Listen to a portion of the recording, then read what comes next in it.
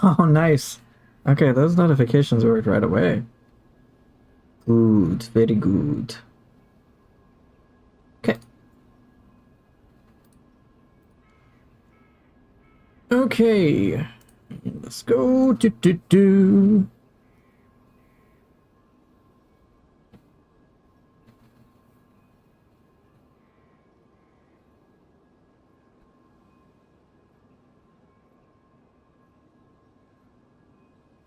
Hey, what's up, everyone?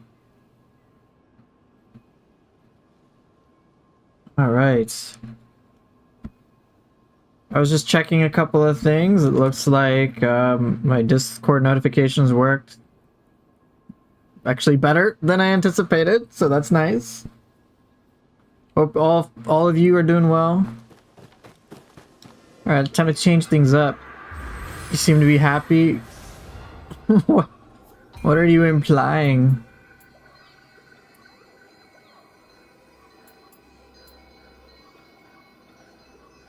What game am I playing? I'm playing this game. I don't know if you've ever heard of it or seen it on my channel. It's called Nioh 2. So you just ranked up in Tekken. What's going on with you? Having a good day? Yeah, I'm having a good day. Pretty chill.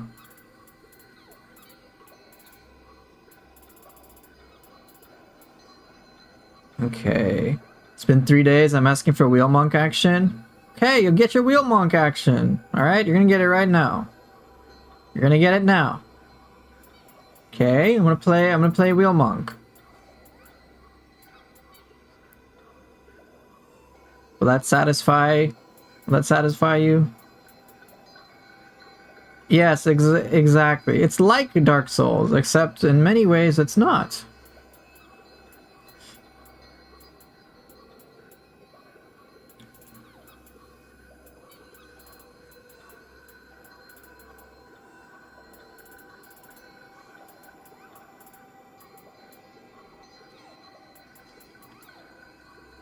Hello, Lana. How are you today?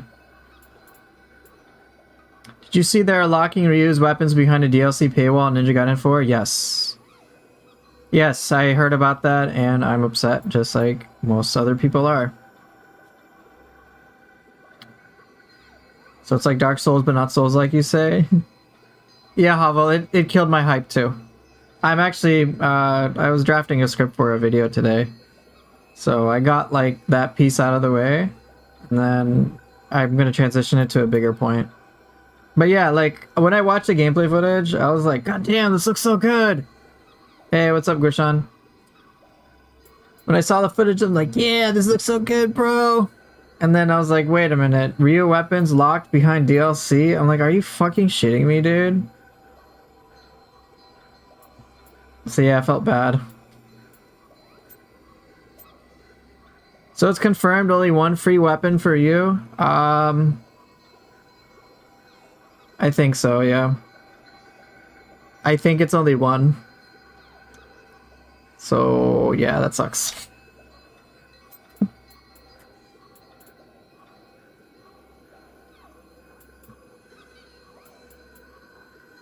Did we at least get Gaki Ninja Gaiden 4? Stop. Poofer, actually, how will you react if they did something like that with Nioh 3 too? I'd be pissed. I'd be like, what the fuck, dude? Like, what the hell? Like, are you serious? Like, if they did that in Nioh 3, I'd be like, yo, just wait. Like, here's what I would just say. If you're upset like me, then the one thing you can do is just not spend as much money on it. Like, I'll get Ninja Gaiden 4, but I'm not paying full fucking price. I'm not. I have no reason to. I'm like, this sucks. There's only like one scenario I could think of where it's like, okay, fine, I will pay for the full price as they are. And that is the amount of weapons we get in the the DLC is so Ryu centric. There's such a a massive expansion of weapons. It is like an obscene amount of like, wow, like this feels like a whole other fucking game. So it's really like Ninja Gaiden 4 base game is Yakumo centric, and then DLC has like so much shit for you. I'd be like, okay, fine. But even then, I'd be like, even then, I'm like, well, couldn't you have just, I don't know, still put some weapons in earlier? Even then, even in that situation, I'd be like, okay, it's a little more acceptable. I'd be like, I still don't like it. I'm sorry, I don't. No, Chancellor, that is not what I'm saying. That is, no. You know, this is why I don't entertain you. Alright, let's get some Wheel Monk up in here. Ryu's well, Ryu only has Dragon Sword. It plays differently compared to what Yakumo has.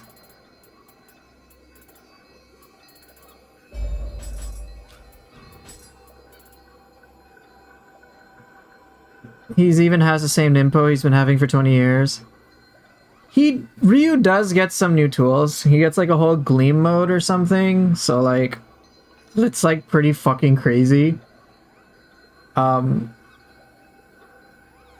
weapons are the same as Yakumo's or different for the DLCs? I don't know. They haven't given us enough information on the DLCs. Just that. Yeah, so I can't really conclude anything.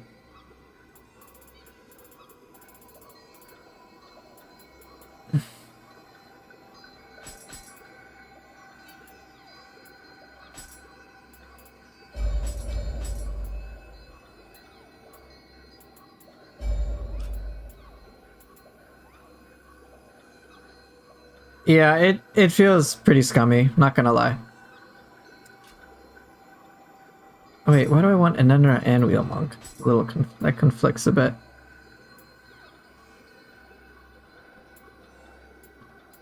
But yeah, so the best thing for me to do is to vote with my wallet. My wallet is gonna say, yeah, I'll get Ninja Gaiden 4. Like, I'm still gonna enjoy it, but like, I'm not gonna pay full price. No way. $90 for digital deluxe edition? Please. That's not happening. I'm not paying that.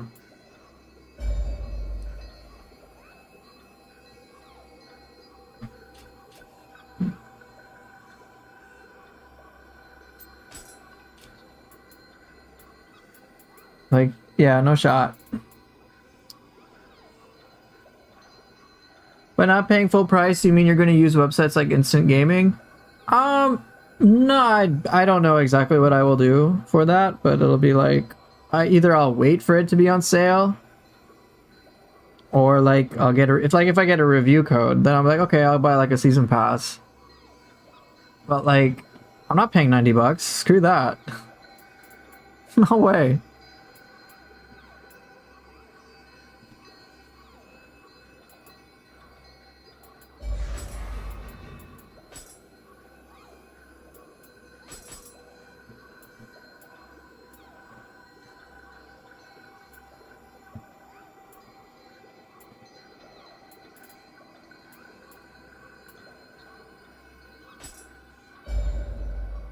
Has Team Ninja done anything like this before?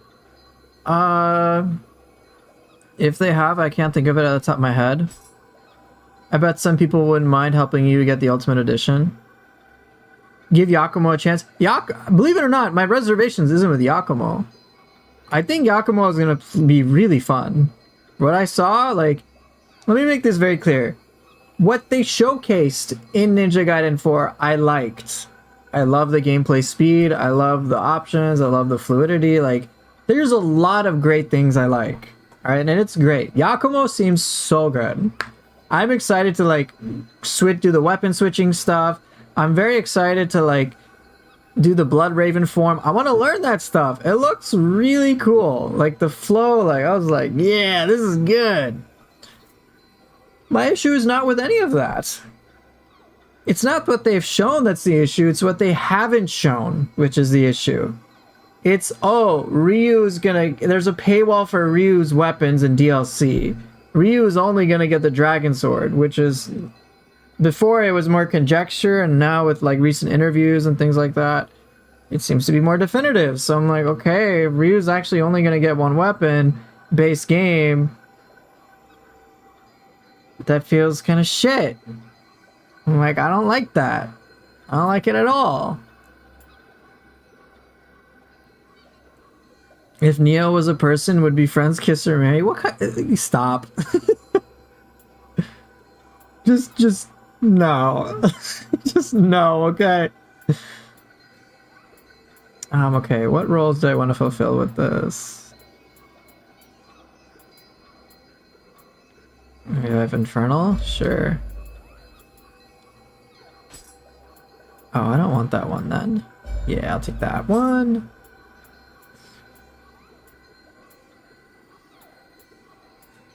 What have I not used in a while? Konaki Gigi? Do I want to use Konaki Gigi though?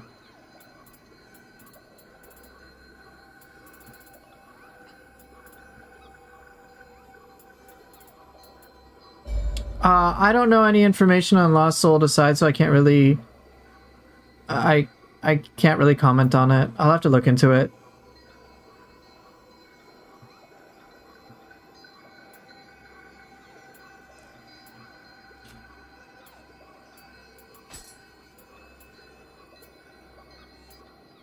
Actually, on second thought, can I get a Firefox? Yeah, there we go. Infernal. Yeah, I want that. That'll be fun. That's different. That'll be fun. What have you have not used in a while?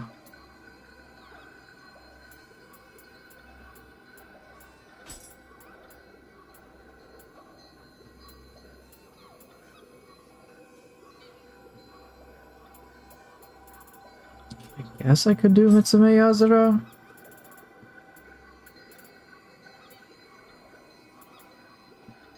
Ooh, I haven't done like Toxic Slime or Umibozu. Ooh, actually, second thought, One-Eyed Oni Soul Core. Oh wait, but I got Onryoki. I don't really want to do that. Wait, what do I got? I have Area of Effect. I got Stagger. I got a special one. Do I got Projectiles? Kamitachi kind of doubles as that. Okay, so I don't need One-Eyed Oni. Enki. I could use Enki. Not really feeling it though. Oh, I don't have a gap closer, do I? Okay.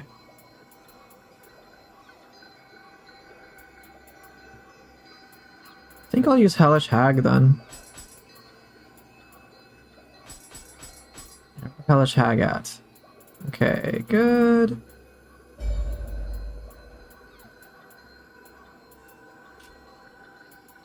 Yeah, this should be interesting. Okay. Can't decide between Wolong and Rise of the Ronin. Ooh. Ah.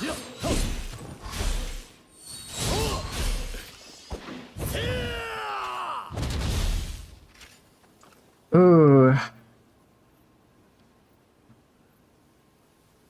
There are pros and cons to each. I would need more information before I could help you understand maybe which one might suit you.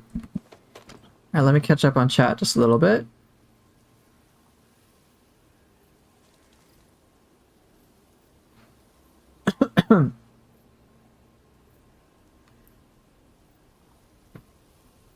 Okay. Ooh, for about Nioh 3, is it possible for us to have spirit skills like Kasha? We trigger it and it attacks automatically without us locked in animation? Is possible. We just need to see more Guardian Spirit skills. It might be all the ones we get are locked in animation. It's too early to tell. Yeah, Lana, he's pay to win. Yes, he pays for me to eat pizza every day. Yeah. I've got 1,000 hours in YouTube, but I need to branch out. So what I would say, Beautiful Jacob, is I would actually recommend you take a look at Last to Load's channel. Last to Load has some great videos showcasing, I think, some amazing potential for Wolong and especially for Rise of the Ronin. And I think once you can see and have a greater understanding of the combat loops for those, I think that'll help you decide which game you might want to get. I can give you more information about either, but it's really just going to depend.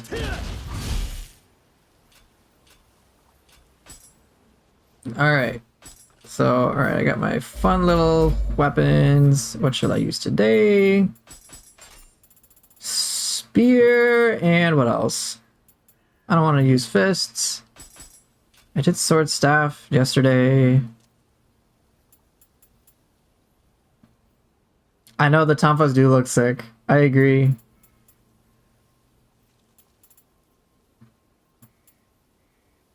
I don't want to do dual swords either. Sure, spear hatchets, why not?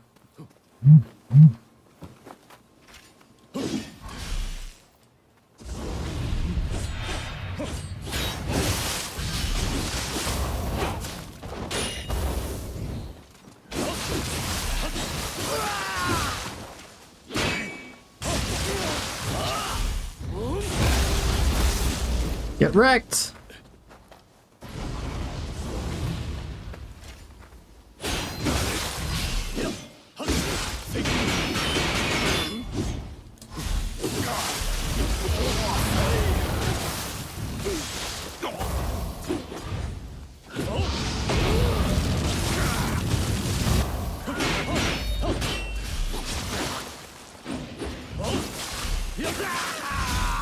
What will be my ultimate?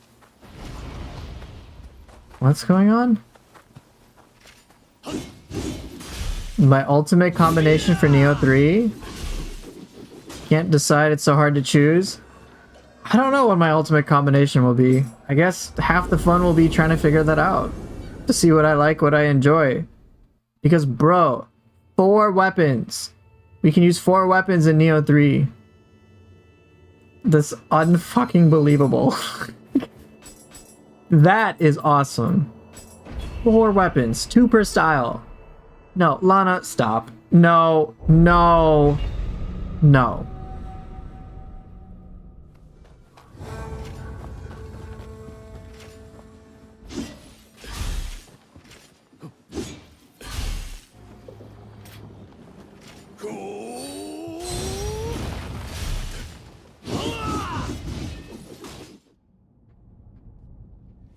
Ooh, this is a fun level.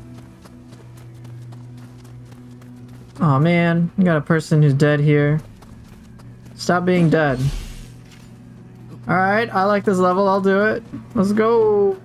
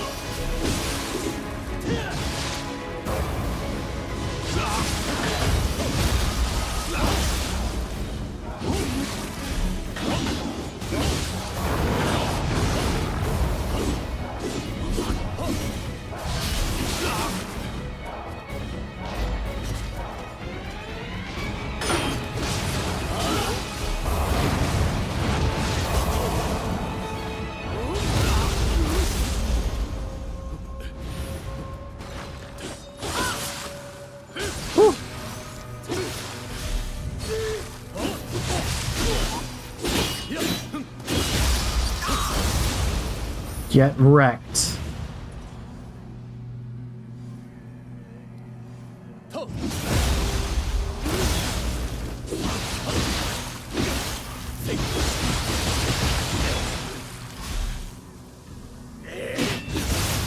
See ya.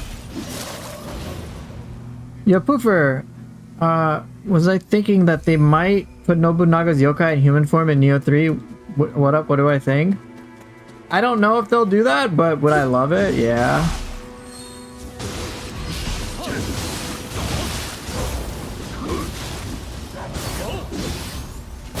What are the worst curse words in my opinion?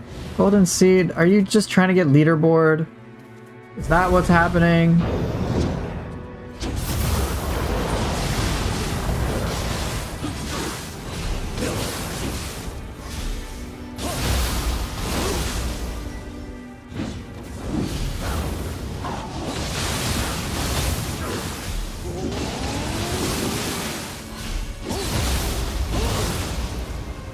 just want to learn new words. Okay. How am I feeling about the Discord server? That's nice. It's nice to just hang out and chill.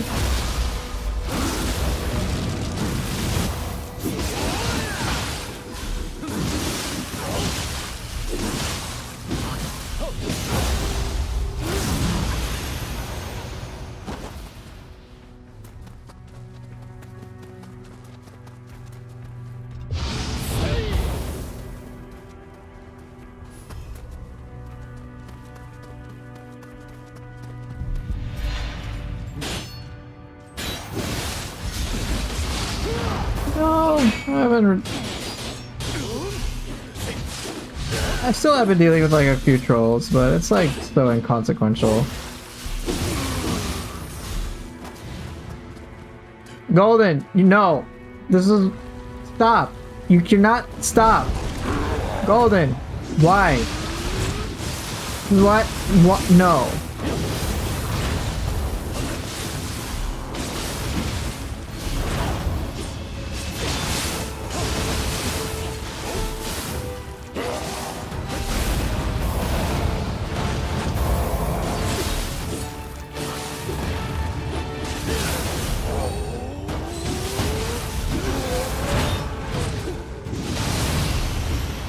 No, stop. No. Golden, you never say such things ever again.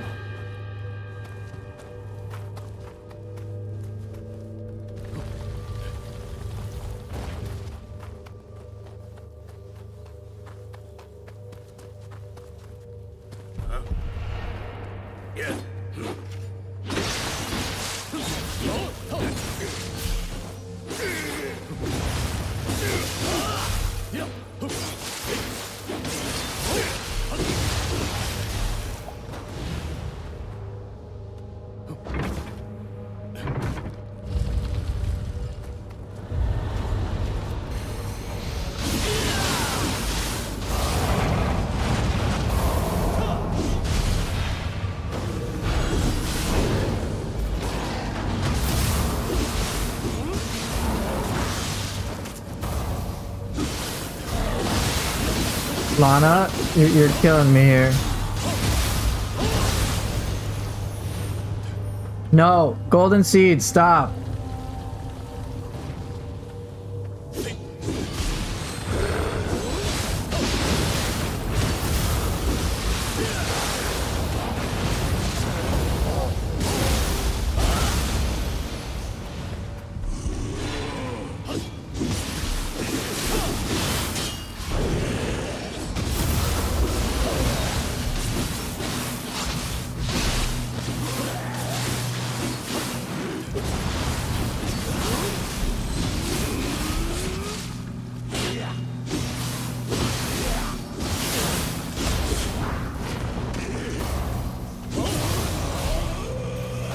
Did you ever beat those gauntlet side missions with 10 different bosses? I mean, I beat everything in Nioh 2. Hey, what's up, Grinch? Good to see ya. Yeah, I mean, I've beaten everything in this game.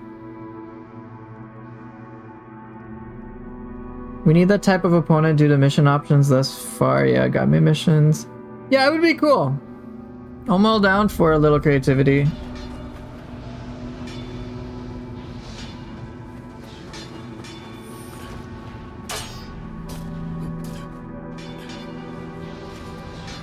Alright, Rasul, I'm ignoring your question. I may not have like that in like a guide series type thing, so I can't say for certain.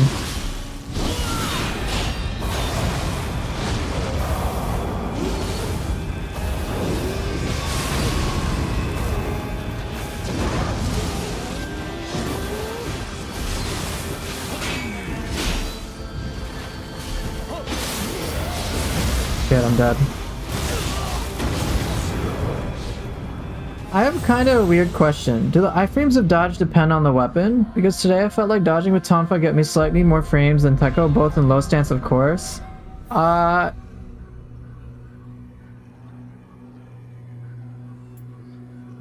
So Tonfa and dual swords do have a little bit of a difference. But it's just exclusive to those weapons. For Tonfa, there is an ability called Prescience, or Prescience. Prescience, I'm guessing. So, if you fuck up your dodge, you can still safely dodge. You'll evade it anyway. So if you dodge a little too early, you'll be in good shape. The same thing applies to dual swords as well. With, where do we got it? Mind's Eye 2. Same thing. Why do I hate Gaki so much? Dude, it's simple. Gakis are the worst. They deserve to be hated. That's it. All deserve to die. Every single one.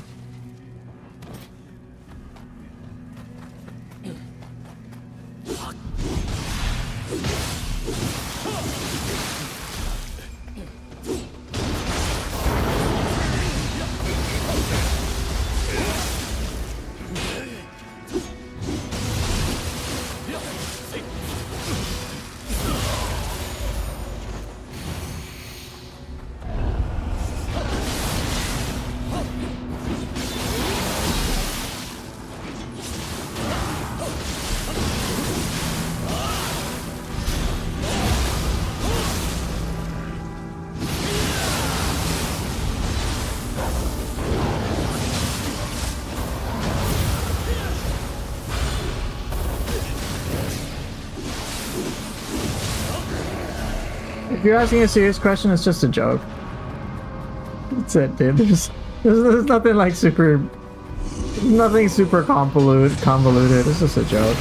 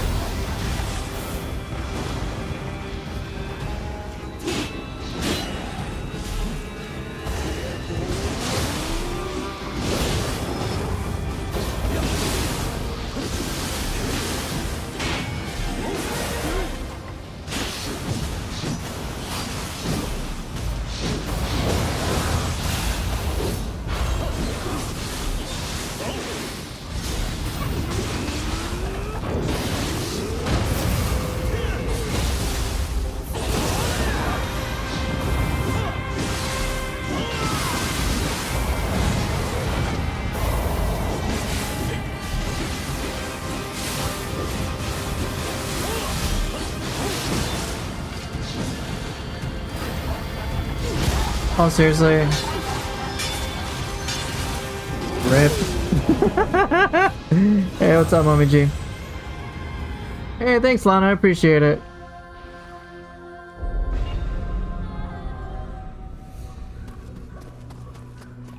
Alright, so there was a question that was asked about, is it only me to think that damage is insanely low in Nioh 2 compared to Nioh 1? It feels like the higher levels you are, the weaker you get. It doesn't feel as if you're progressing at all. So, in Nioh 1, the scaling is, in my opinion, like, quite wild. So it's definitely tempered down in Nioh 2. But that doesn't mean that you can't have some really crazy powerful things in Nioh 2.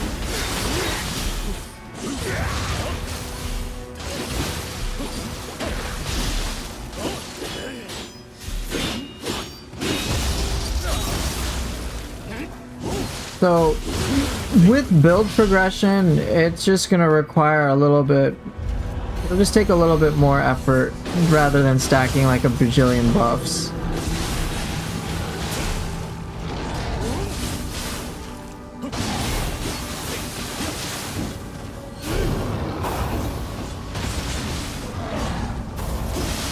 Good.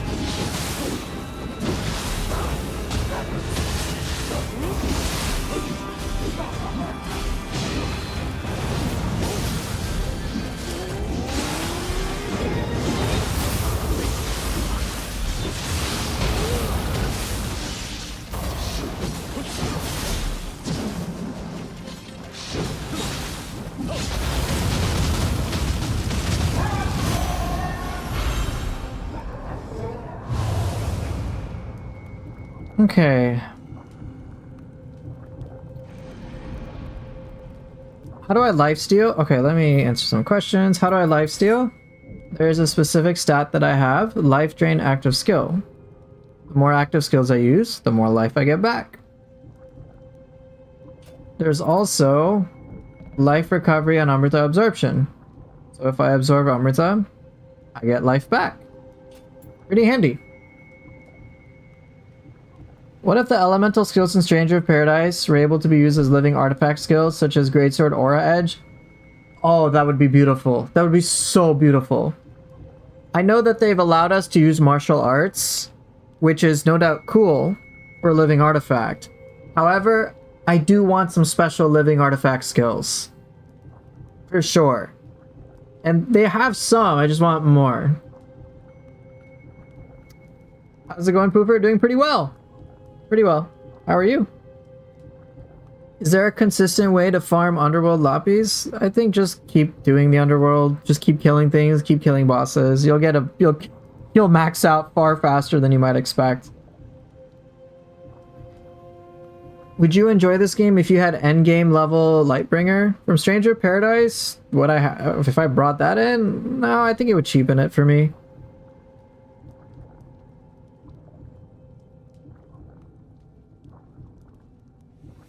Is Nioh 3 also like Nioh 2 when it comes to low damage? Yeah, I know that in Nioh 1 there's some crazy one-hit stuff, which I never used, and I still felt I was doing a lot of damage. Too early to tell. I suspect that Nioh 3 will go more down the route of Nioh 2, where the damage...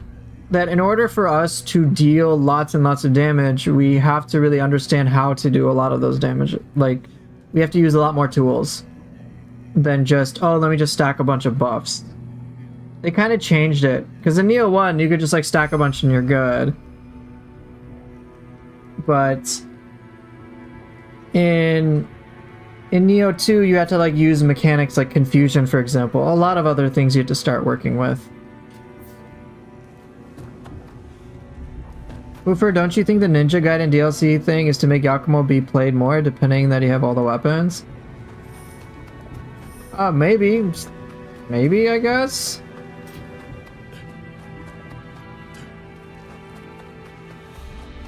Honestly, I don't know. But, like...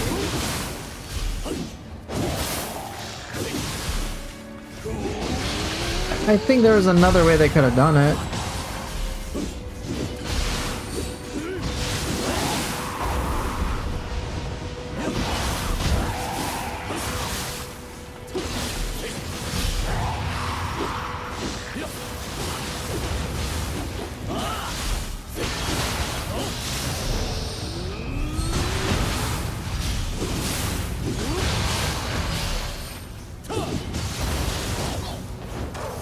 Is this Sekiro 2? Yeah, yes.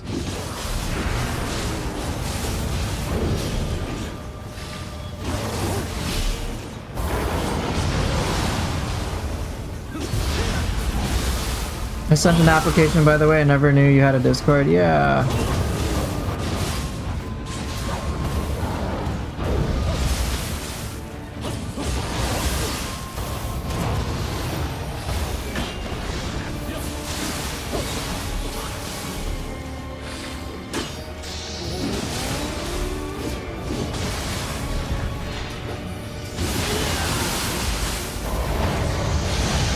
Oh, Ryoki, you are such a beast. To be honest, for Ninja Gaiden 4, if they don't give Ryu the whole set of weapons he used to have, it's gonna suck for me. Yep, same for me too. Same for me. Doing good, I'm curious. What are the most underrated gap closer and combo extending soul cores? Combo extendings like Onibi and Aberrant?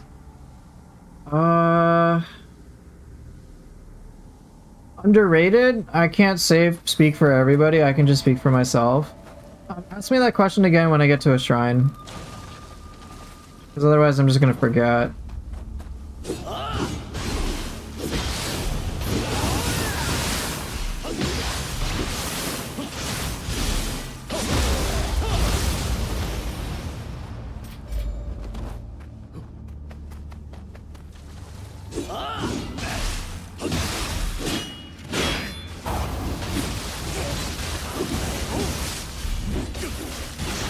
I'll get to that, Lana. Hold on.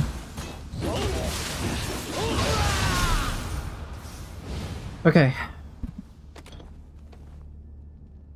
Do I think the next Nioh 3 demo will be set in another area of the game? I don't know how it was with the Nioh 1 and Nioh 2 demos. I don't think it'll be an entirely different area. I suspect what they will do is just expand on the existing area. That would be my guess. Let's see, what they do for all the demo. Alpha was an Enra and I think Yatsunokami. Beta had Yatsunokami and Kama Itachi, so there was a difference. Last Chance Trial had Ryomen Sukuna. So yeah, they might do different stuff. They might do different things.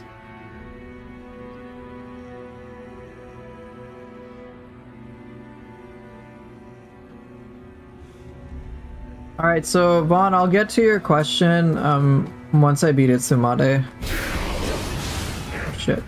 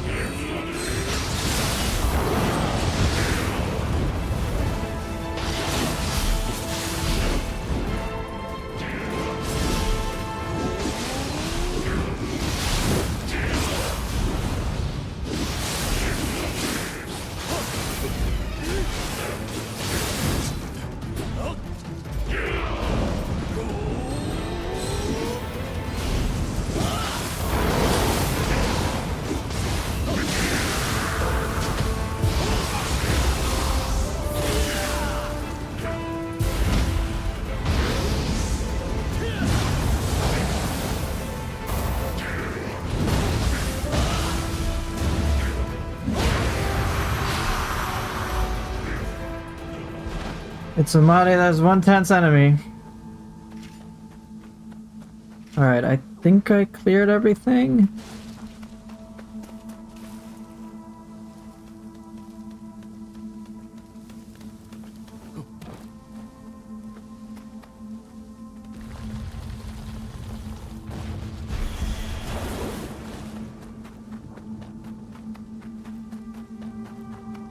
Yeah, I think I did get everything.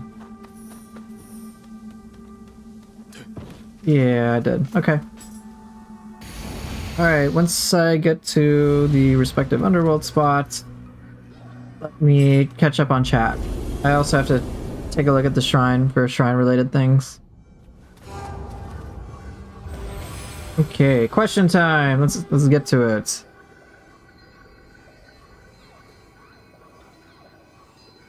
Okay, so... what do I have?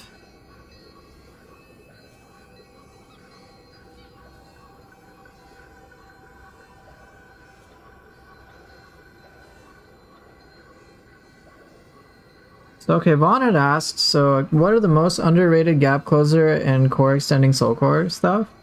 So let me answer that, and I'll catch up with all the questions respectively. Right. So one each. So this is just a matter of opinion. So what do I think is a good combo extender that I think is underrated?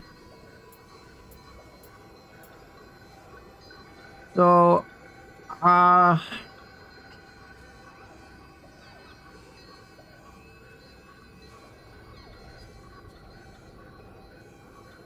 think Yatsuno Kami is actually a really good one. Especially if you're in a corner. Like, this is pretty ridiculous.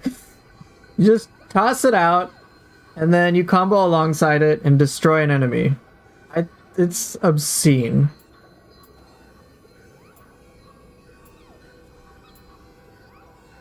Skeleton Warrior, Kamaitachi, they're alright. I think Dweller honestly might be the most underrated though. I think Dweller. So far I think Dweller is gonna be the underrated one. Phenomenal combo extender. Oh my gosh, this thing is beast. It might be Dweller.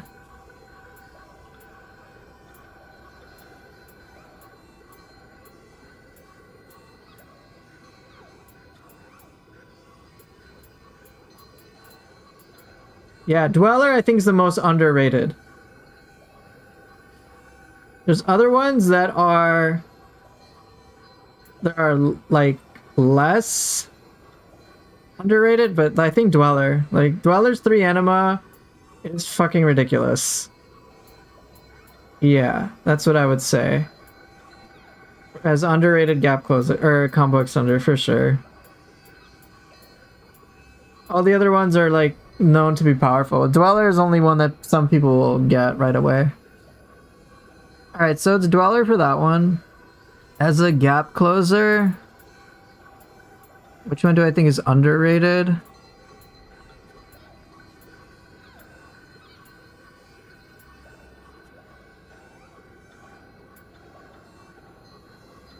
Namahage? That might be underrated. I don't see this get used too often.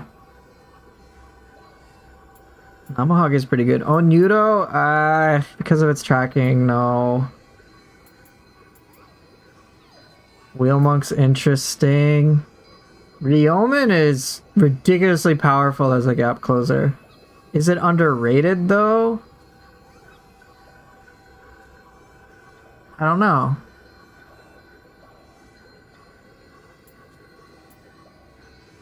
Or gap closer.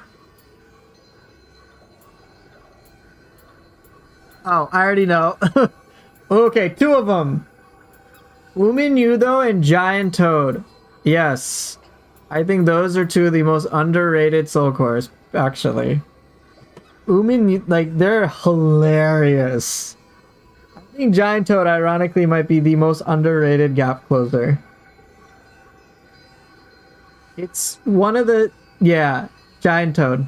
I think Giant Toad. It is one of the weirdest soul cores to use.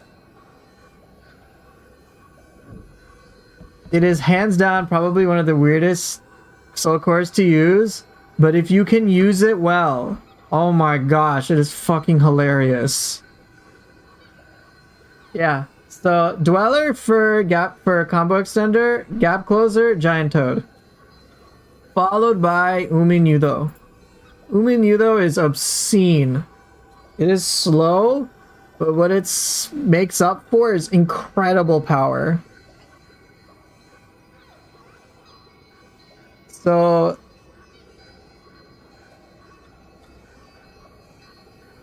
yeah, that's for... So this is a great gap closer as well. But yeah, Giant Toad, because this is weird. You will find it very weird. But as I talk about in its respective soul core video, use it on enemies, use it on yokai when they're like low, when they have no ki and now you just need to deplete max ki.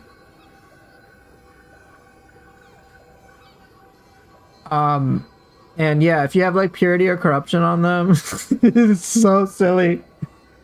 It's just like 7 anima, deplete all their max ki. Okay.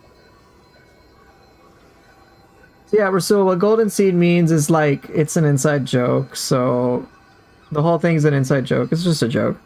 So the whole thing about like, so when he's saying things like keep it quiet is like basically pretend it's a much bigger deal than it actually is.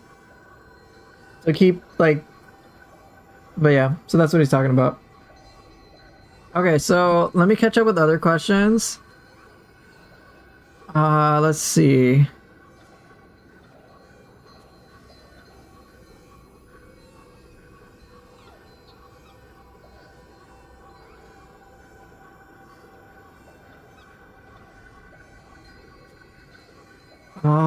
What do we got? Wonder what new weapons Team Ninja could add to Nioh 3. Can't really think of anything.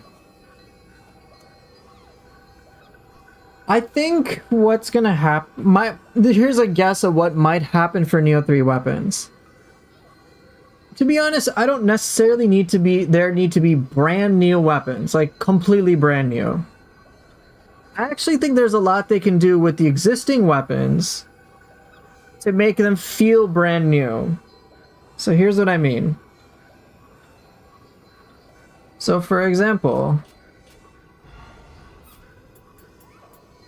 we already know that we are gonna have dual ninja swords, right? Now, one thing I was curious about is like, well, why do they call it dual ninja swords? Why not just dual swords? So I'm guessing they'll have dual samurai swords or something. As also evidenced with the out-of-bound footage. But here's what I think is going to happen with weapons like... with that, or even weapons like fists. I think what's going to happen is that, yes, there will be segmentation of moves. So for example, Water Sword is now a dual ninja sword ability. But guess what ability wasn't that we didn't see, or what could go to a samurai style? Windstorm. Windstorm for samurai style, Water Sword for ninja style. I mean, okay, that's pretty reasonable. But with that segmentation, what then I suspect is that, like, samurai dual swords will be expanded upon. So you know how some of the weapons, like dual swords, is very guilty of this. Where it's like, bro, 4 fucking parries competing for one input? Like, come on. Like, seriously. Like, what the fuck? Right? So now, what I'm guessing could happen is samurai style could be allowed to have more access to these abilities and have new moves on top of it, while ninja style takes the relevant dual sword moves and then expands that even further. So what we get is, sure, 2 different dual swords, but they feel very fucking different. In the same way, I suspect the same thing will happen with the single sword. You'll get the appropriate samurai moves for the samurai sword, the appropriate ninja moves for ninja style. So for example, you could have a Zuna drop for ninja style. I'd be like, yeah, that makes sense. And then whatever appropriate grapple for sword for samurai style would be the case. And so that's what I think will happen. And so that it will still feel like we're getting a whole bunch of new weapons no matter what, because the movesets will be different. That's what I think could happen.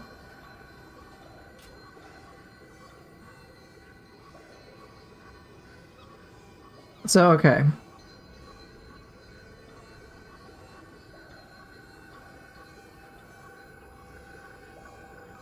What's the coolest minor looking yokai for me?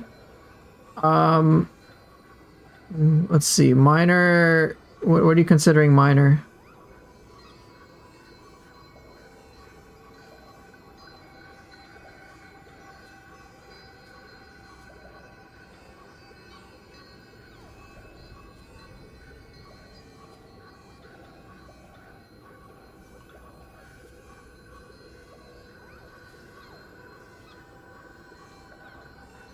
Hold on.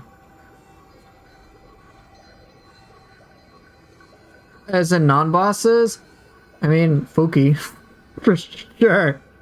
Fuki, yeah. The DLC 3 enemies, the 4 major demons, yeah, those are all 4 of them. Suiki, great. Ongyoki, great. Kinki, great. Fuki, amazing. Itsamare, yeah. I love all of them. They're great.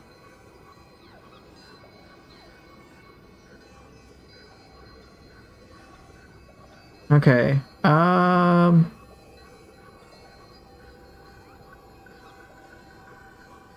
we feel about Ryu Hayabusa weapons, that's how I feel about Nioh 3 needing more elements such as earth, purity, corruption, or wood.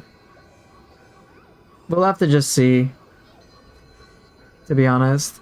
They do have earth, water. No, they don't have earth. They have fire, water, lightning, and wind.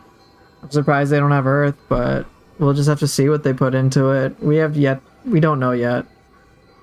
I don't remember if they had corrupted weapons or purity weapons in the alpha for Nioh 2, but they definitely did for the beta. So who knows what will occur in the beta? We have yet to see. Okay, question.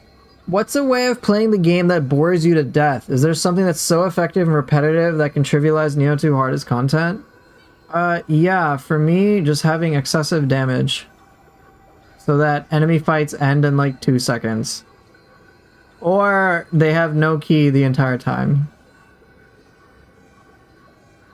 So, yeah, like if I get Ame no Uzume, my damage goes up by like 60-70%.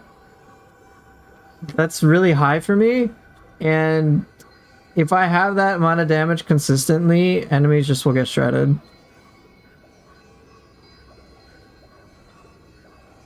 And for reference, that's the same damage boost as if I was confusing an enemy and then putting saturate on it, which I will do from time to time, and it's like a huge damage source. But if I boost my damage by enough, eventually enemies just get destroyed. And then I just kind of get bored.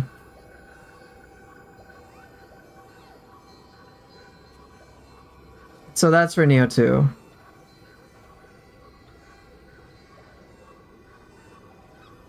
So in Nioh 2, yeah, enemies get tankier, but like, you can scale shit to insane degrees. I mean, that's why they put in the +9, so it's not as boring for people. But yeah, anything that I consider to be too powerful for my tastes, I just will, like, I'll get rid of.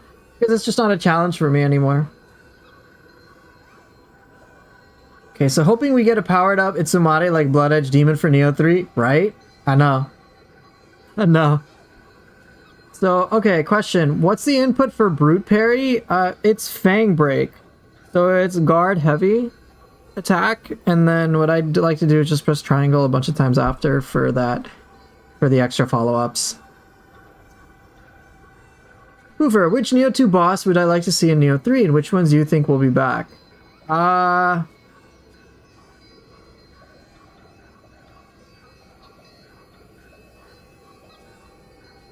Which Nioh 2 boss would I like to see in Nioh 3? Oh my gosh. I mean, probably just the bosses I enjoyed in Nioh 2, like Shuten Doji. That'd be fun. The DLC version anyway. I don't know though, to be honest. I do think bosses like White Tiger will make a return. Honda Tarakatsu will make a return.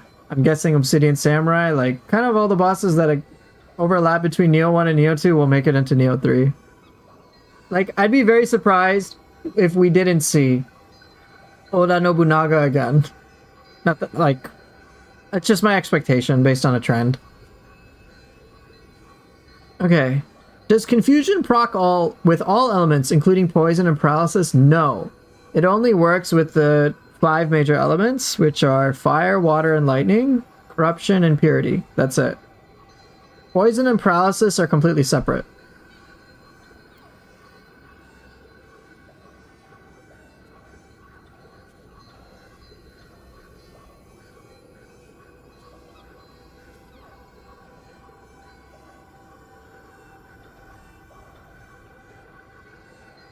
Okay. Okay, I like weapon choosing, but I gotta have more options. We need to think about these things. We could have had 2 more yokai shifts in Nioh 2 and called them Fujin Ashura. I mean, yeah, it'd be cool to have more options, but we'll just have to see when it comes to Nioh 3. Poofer, I have a very important question for you. See, as I watch your streams, I keep wondering about one specific thing you never talked about. How do you feel about honey on pizza? Terrible, right? For me, I wouldn't put honey on pizza, but I would put pineapple on pizza because that's amazing. Amazing for me. If you enjoy honey and pizza, that's fine for you, and we'll just leave it at that. Okay.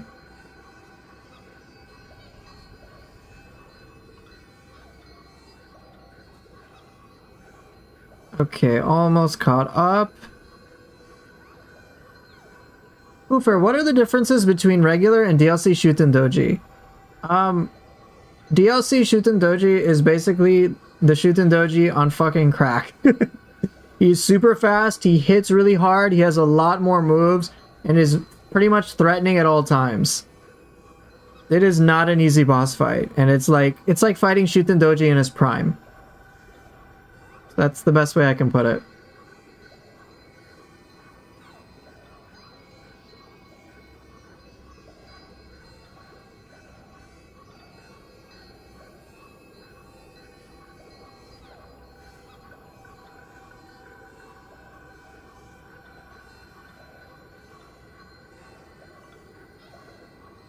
Okay. They could add weapons like Whip from Wolong if Wolong 2 isn't a thing. They could, but I suspect with Nioh 2 they'll just put that on the Kusarigama in some way. Okay, this is a bit of a complex question, but the problem that I'm currently having is that I'm not able to style on bosses because I can't really understand when to attack and when not to. Any tips? So, that's a good question. The biggest thing that I look for, in all honesty, is when they have the biggest openings. And I won't style on a boss unless I see an opening for it first. And learning what are openings and what are not is something that takes extensive knowledge over the boss. So I have to like know what a boss is going to do within reason, or I need to understand how to be able to like counterplay. So in other words, I need to understand the boss really well. Styling on bosses comes much, much later compared to learning what a boss's moveset is. If I know what the boss is going to do, then I'm much more comfortable being creative. But if I'm just like, oh shit, I'm going to die, then I'm not going to take those risks. So if you want to style on bosses, learn the boss well enough so that you can start get comfortable practicing doing stylish things. You'll even see in some of my footage, like I captured some clips yesterday where like I tried some crazy shit out because I felt comfortable enough to test it. So one thing was like, oh, Kame Itachi is going to do the grab attack. I wonder, and I'm just curious, what if I use Cherry Blossom? Will I avoid it? And then I fucking did. And it's like the best hitbox porn possible. And you're like, oh shit, that was awesome. That was great. Cool. Now I know how to do that. Okay. Now that I can comfortably pull off this stylish thing in this situation, I wonder what other things I can pull off as well. In a simpler nutshell, if you are engaging in a boss fight coming from a place of fear, you're not going to be able to be creative and have fun. Once you can learn the boss well enough so that you're not feeling afraid of like, oh god, I don't know if I can style on him or not, then you can actually start experimenting so that you'll be fine. In that situation with Kamitachi, even if you grabbed me like and I died, I've been like, well, I could easily get back to this point. This ain't a big deal. Let me just test this move again. My focus is less on winning the boss fight and learning how to style. And I do that like all the time.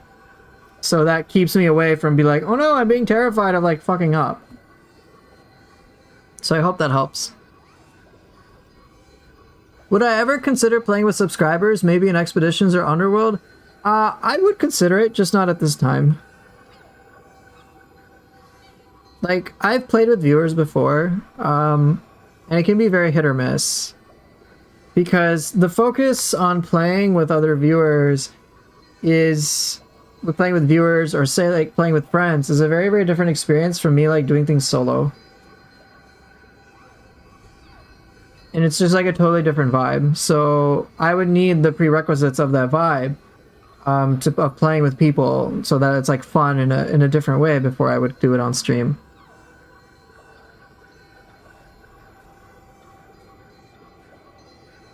Okay. You slightly styled on Yoshitatsu today by killing with Limitless? Yeah, see, that feels fun. When you can learn how to pull that off, then you can start to pull it off against other enemies. Oh yeah, and when it comes to Nioh 3 bosses, I hope we get a lot more creativity, right? And if we're gonna get some repeat bosses, just a few.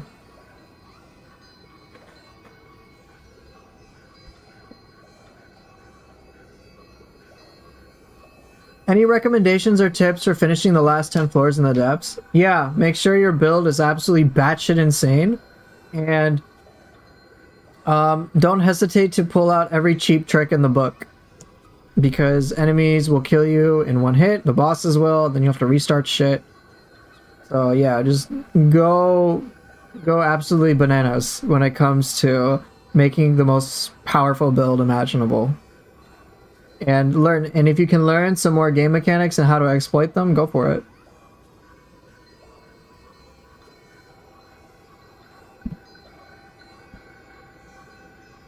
Question, how can you launch Nioh 2 on Windows 98? That's something you might have to ask somebody with a bit more knowledge and experience compared to myself.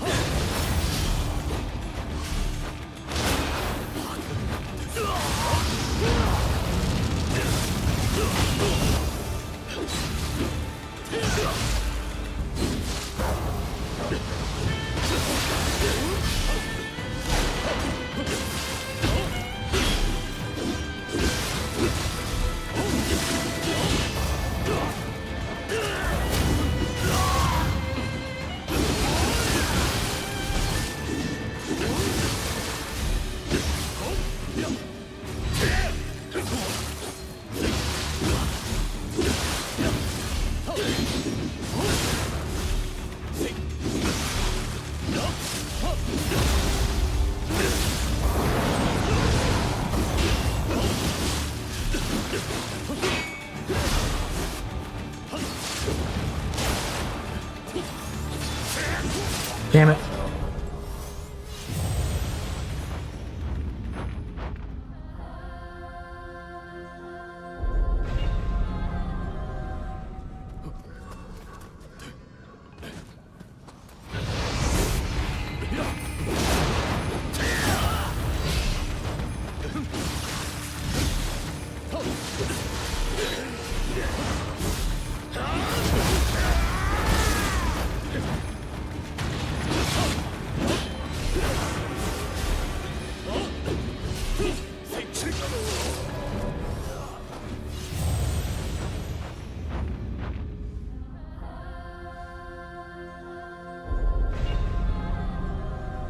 I don't know if I'm in the mood for this today.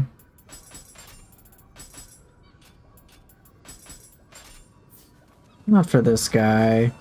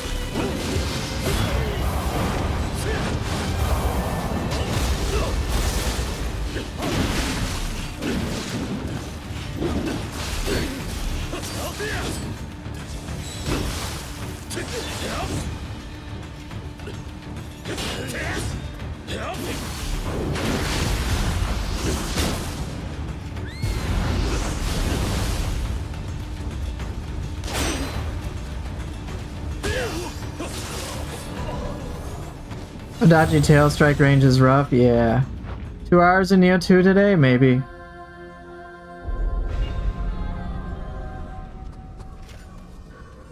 I use split staff all the time. Let's do this pair. I haven't done this pair in ages.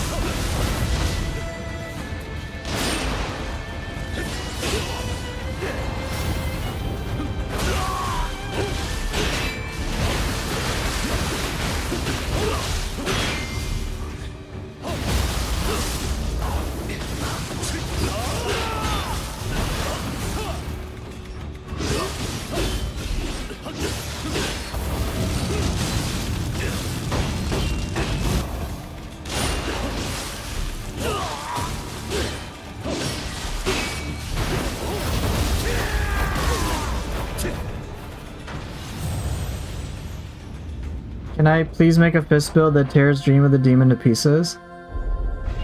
I'm not the best channel for builds. I can teach you how to make your own, but like most common build is probably just gonna be Bentai Pens on Dream of the Demon or fists.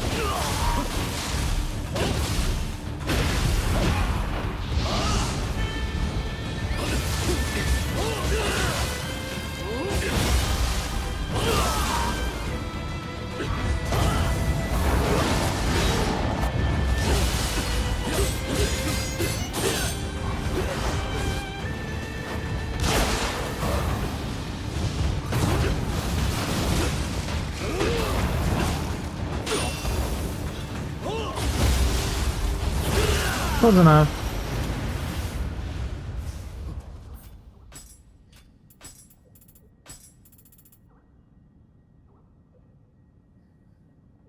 already have that, don't I? You got some brilliant advice from Kusarigama Enjoyer, so you can try that out. Okay, let me catch up on some chat things.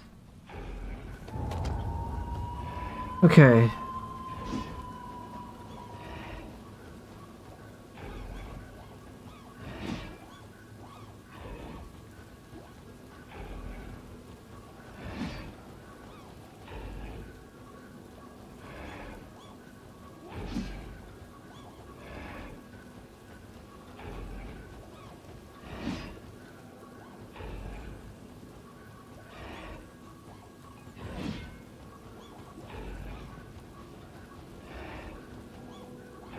Do I have a method for farming Yata mirrors or just RNG? Just RNG.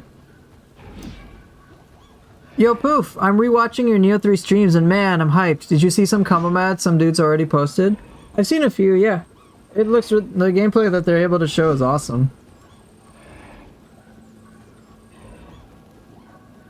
Unfortunately, Lana, I'm not a Windows 98 wizard.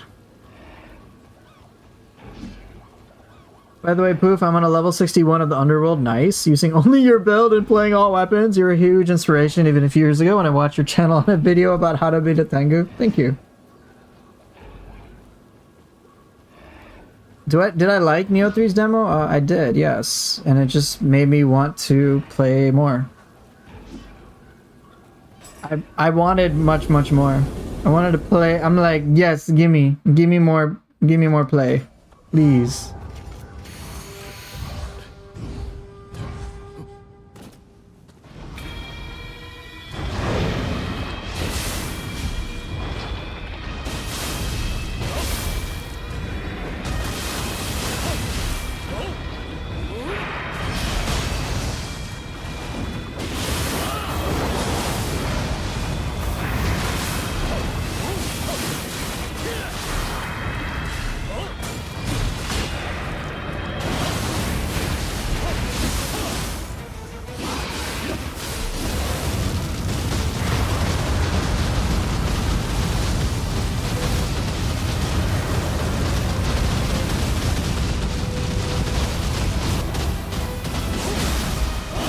Was that a nice amount of Wheel Monk?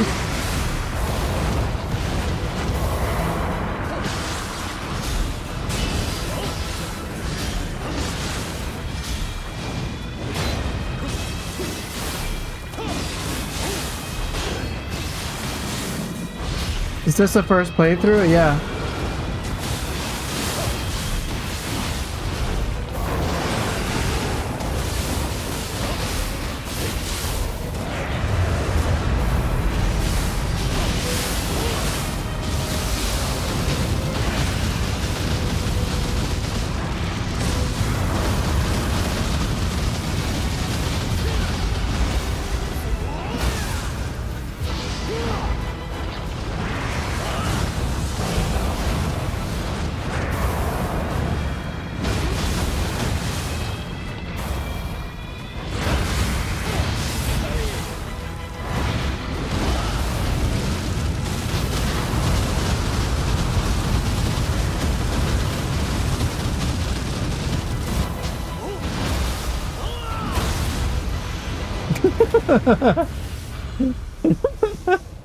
Good job, Wheel Monk. I know Hayabusa, right? I've never played this game before. Not even once. This is my first playthrough.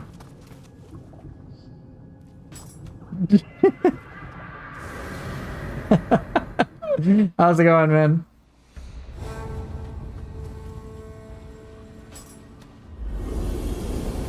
Yeah, Hayabusa feels sad about Ryu only getting one weapon.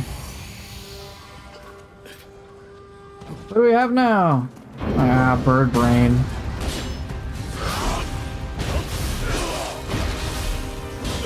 What's a good way to use Harinobo? Can't remember.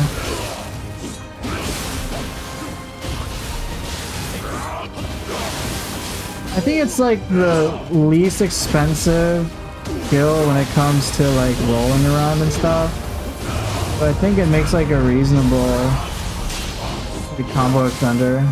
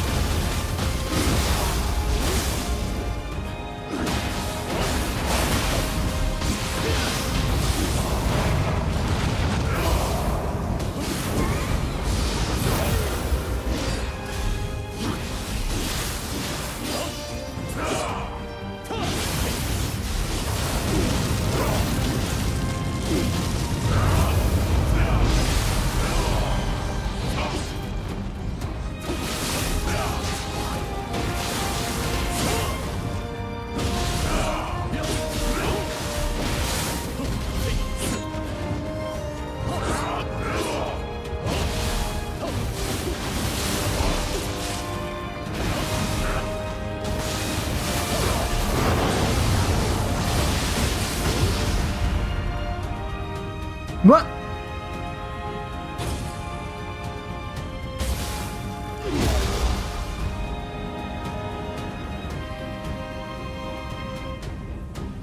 Really? This is how Azay farms me now. Are you serious?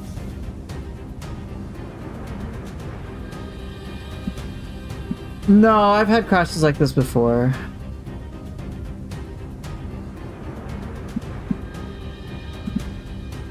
Okay, god damn it, dude.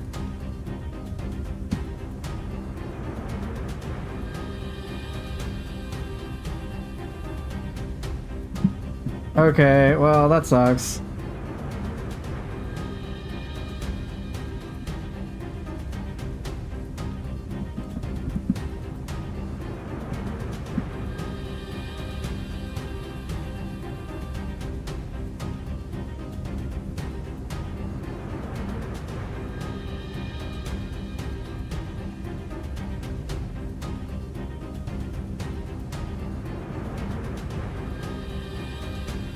Okay, so I basically have to restart.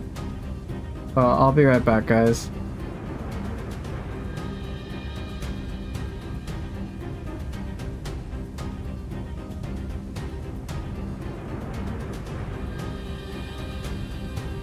Well, that sucks.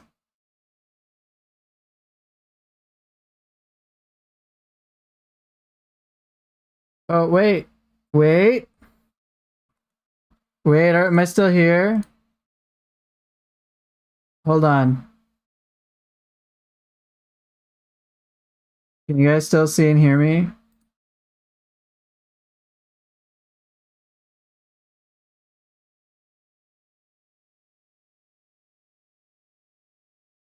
Okay.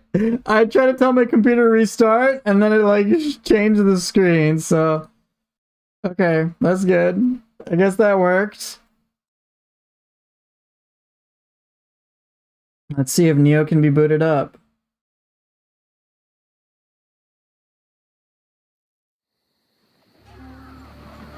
Okay, yeah, it doesn't look like you guys are seeing it though.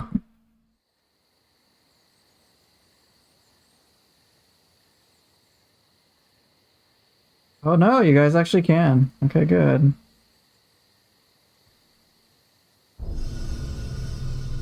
Am I gonna do a co-op stream before Nioh 3? I don't have enough interest in it at this time.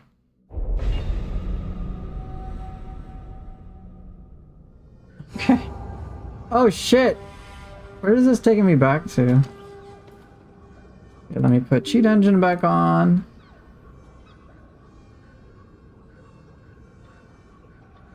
Hey, da, da, da.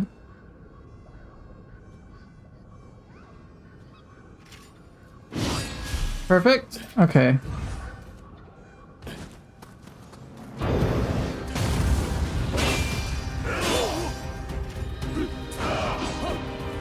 I use a cheat engine for the skill expansion mod.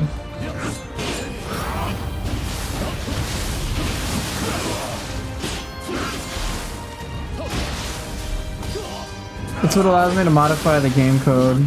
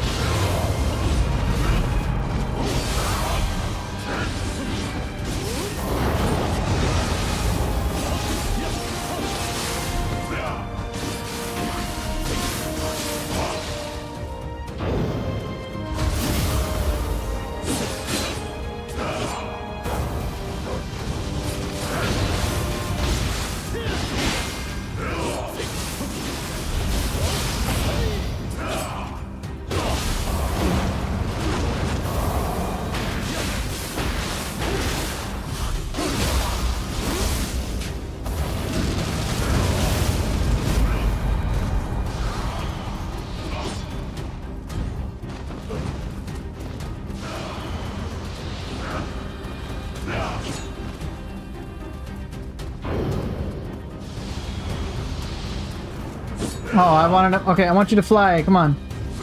Fly, bird boy, fly.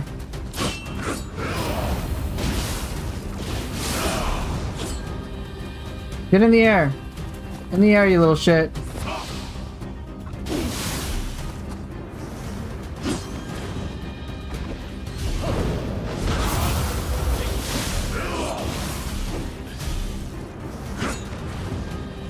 In the air.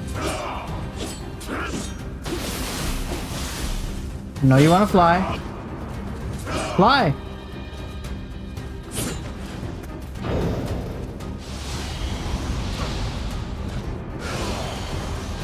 Ah, I missed my chance. Here, have a fox.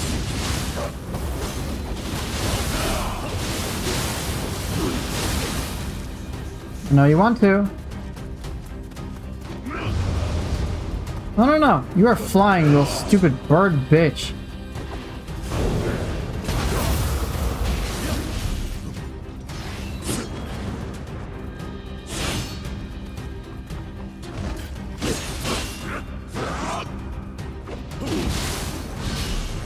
Now you're gonna fly. Now you are gonna fly. And now you're gonna die. Fuck you, piece of shit. That's what you get.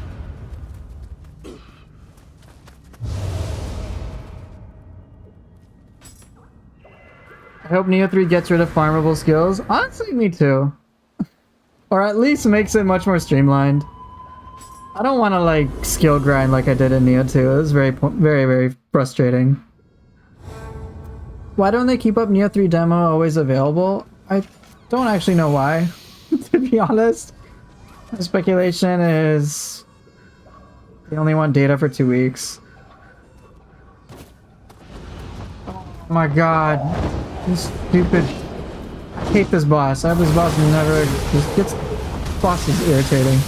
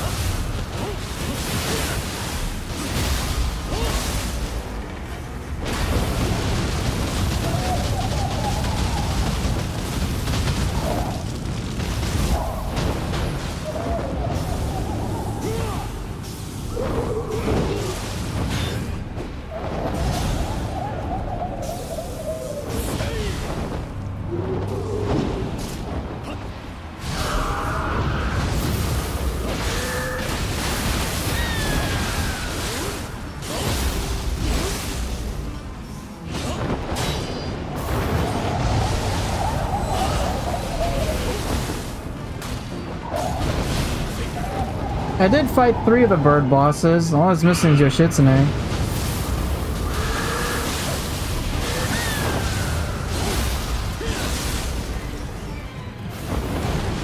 Good cooks.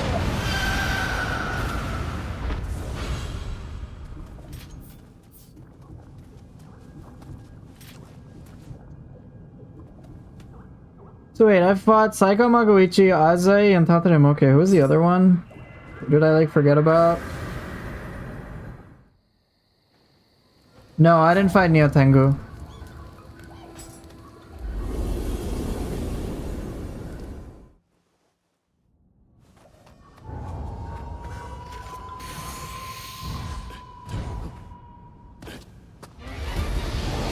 Nioh.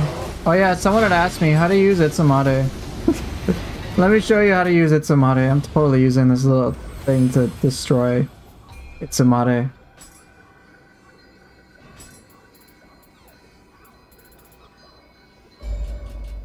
So with Itsumade, what you do is you want to detonate enemy yokai pools. If you can detonate even one, you will destroy the enemy. So here, let me demonstrate.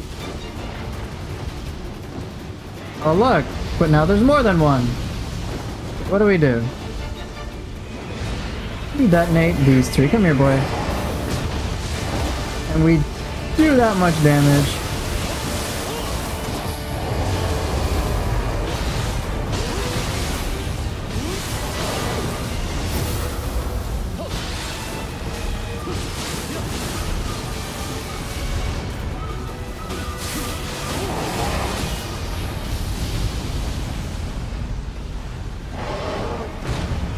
And then we detonate again! There's damage, that's why.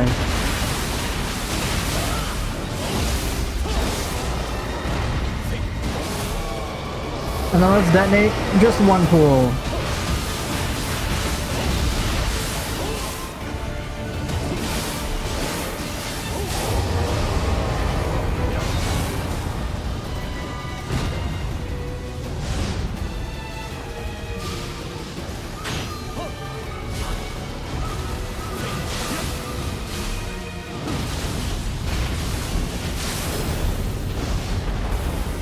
I might as well detonate 2.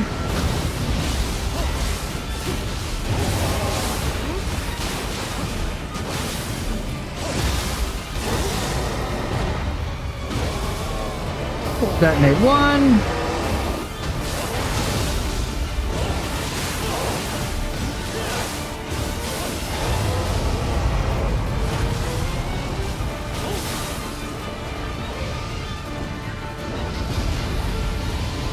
A little bit more, my friend. Come here, come here, come here. Be a good little Nioh. Or just don't. Okay. I'll see, this will be nice. Lots of yokai pools. Come over here, my friend. That was gonna hurt. It just instant nuked him.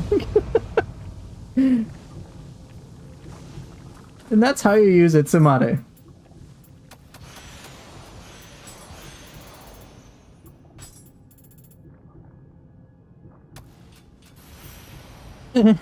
Just made sure. Just completely obliterated him. Yep, that's how it's done. One enemy yokai pool, great. More than one, even better.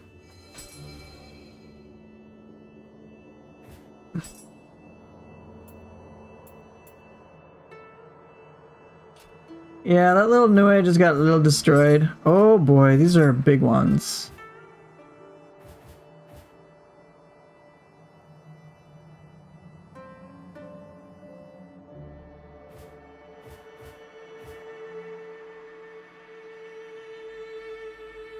I'll do this one, and then I'll go.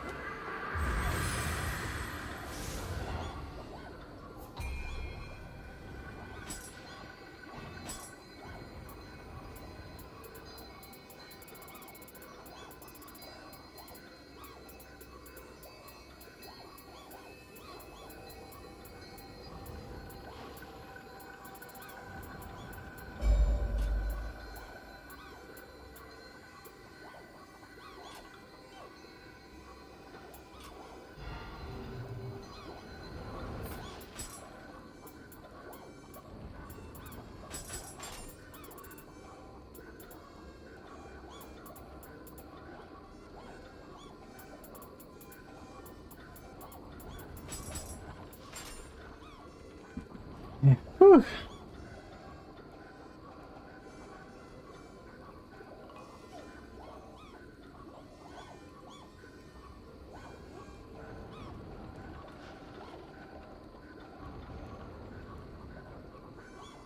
Let me see if I...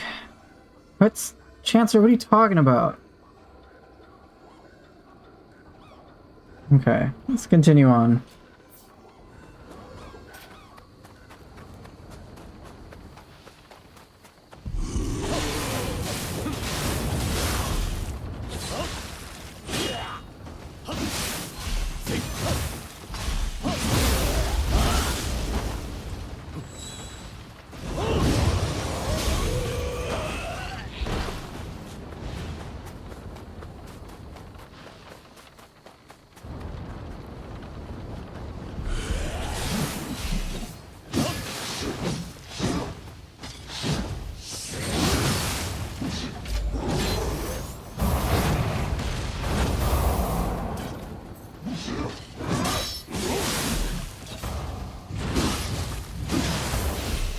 Steve, why are you asking me these questions? You're weirding me out, dude.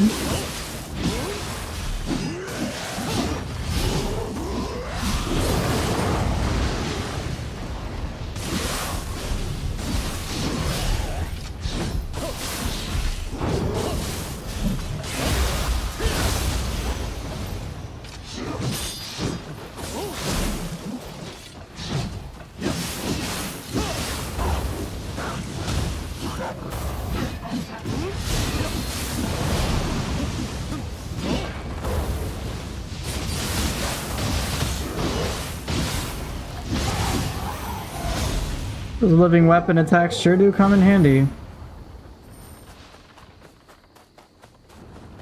Steve, I'm not answering that question. This is weird. No.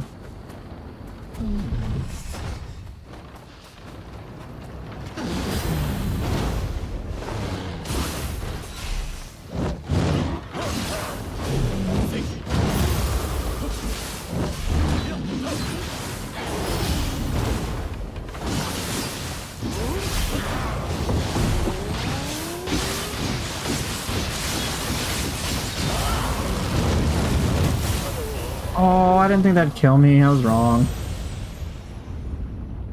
Oh, hi. It's Golden Seed. Just remember, this Takechiyo looks more like Yamato Takeru. Oh, does he? I don't know anything about that.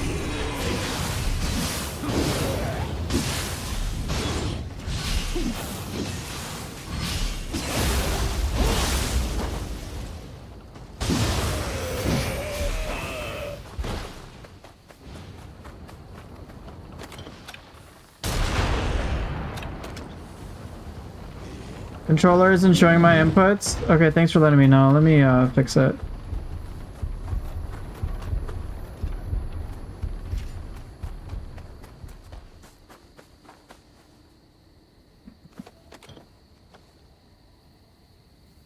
Oh boy, what is happening?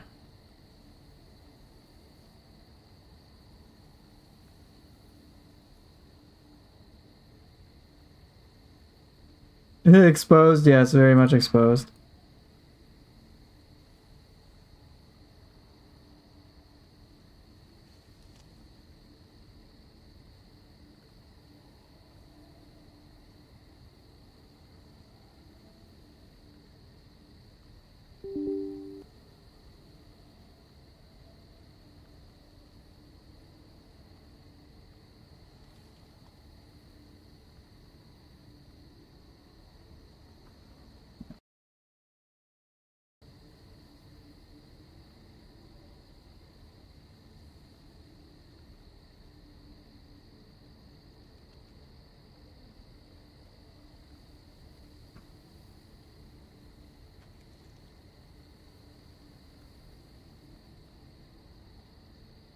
Alright, is that any better?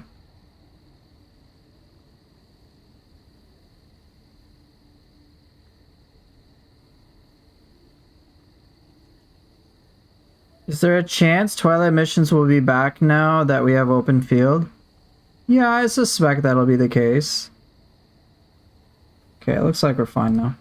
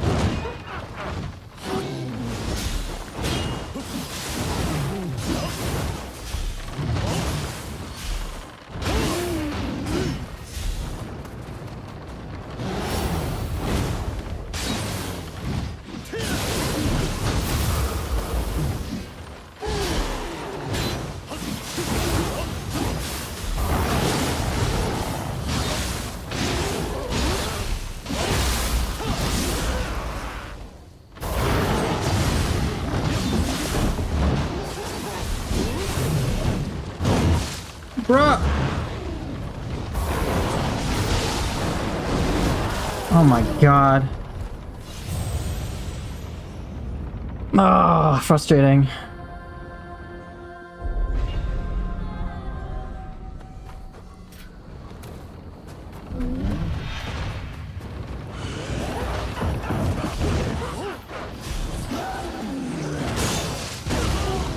Oh my gosh, I'm having a lot of trouble here.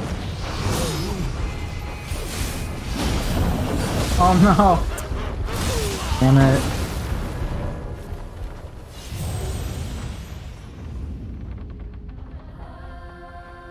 He's the second wielder of Kusanagi after Susanoo? Interesting.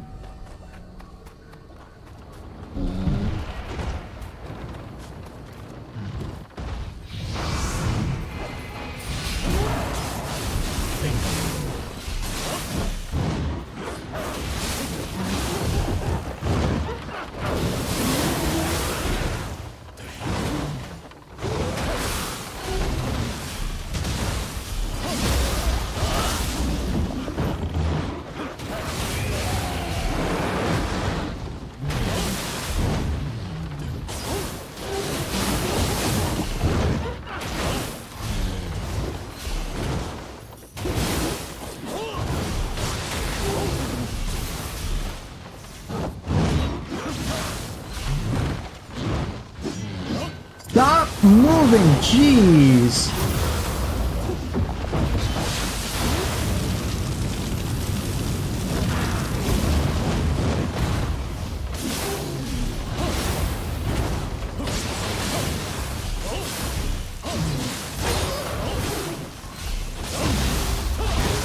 I think we're gonna fight Yamato no Orochi. That's one suspicion.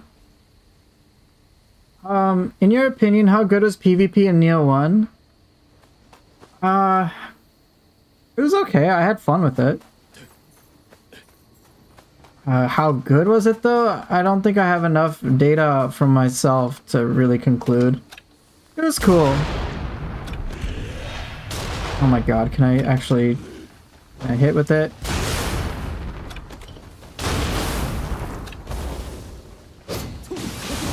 Hey Renee, good day to all my shiplings. Hope you're having a nice weekend.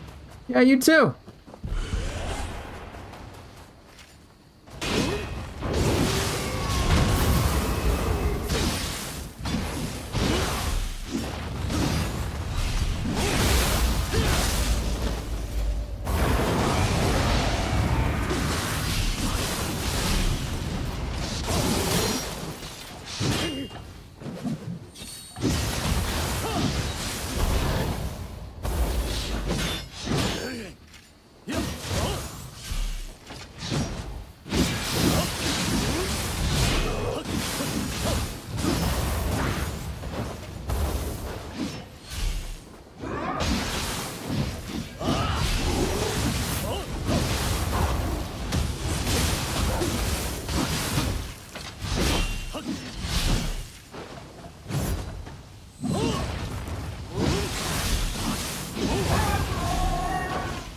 You're over the moon about all the Ninja Gaiden 4 footage?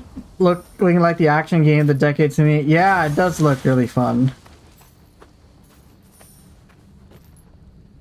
PvP and Wolong I didn't really tap into. I don't actually play too much PvP in these games, like, at all.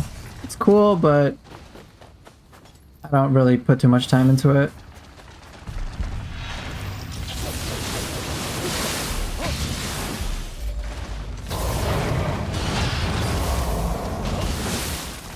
God.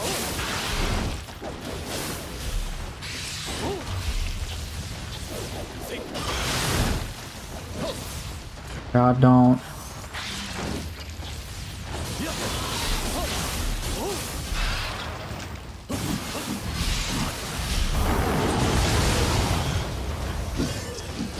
Hold on, let me get this out of the way first.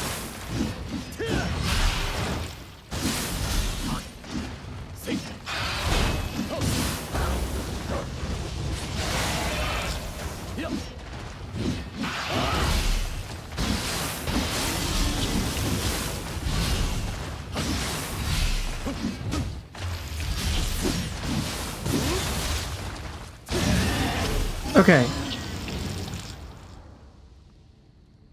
Poofer, how do I know when to use the right stance for the right situation?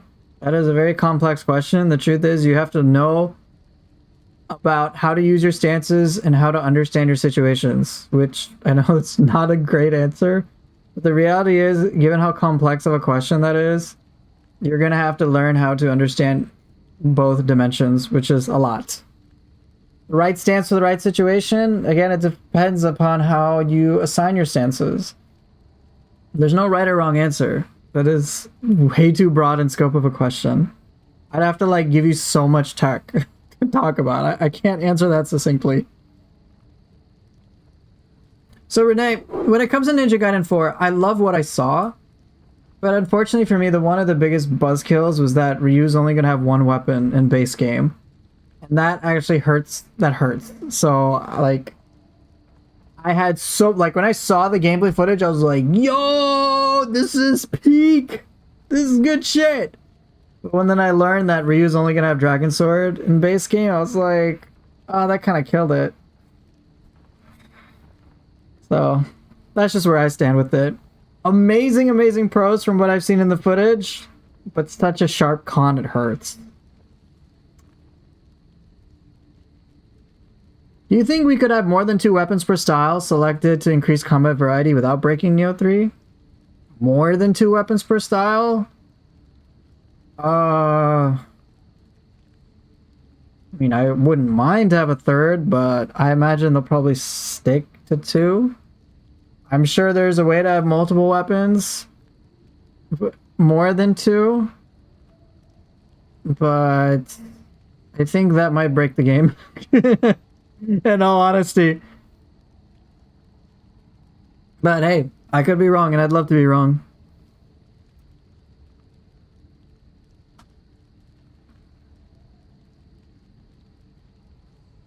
Yeah, I am glad too. I'm right there with you, Renee. I'm glad too that we're getting more weapons for you. But man, wait, did my game freeze again? What? What the shit? Oh, this ain't good. 2 crashes at once?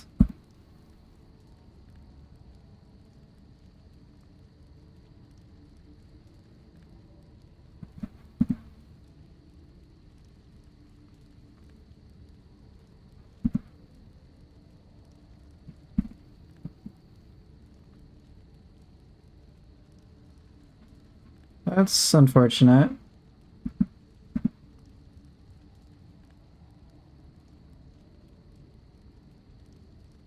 I'll try to restart, I guess.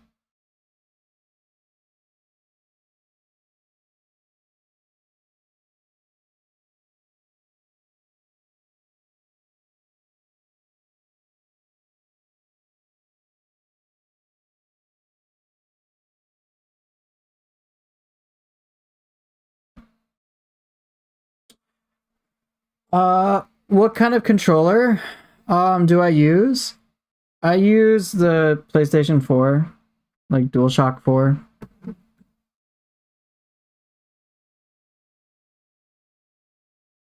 you want a new PC? I may have a Windows 98 right there for me. Yeah, that'd be nice. I think I might need my Windows 98 PC.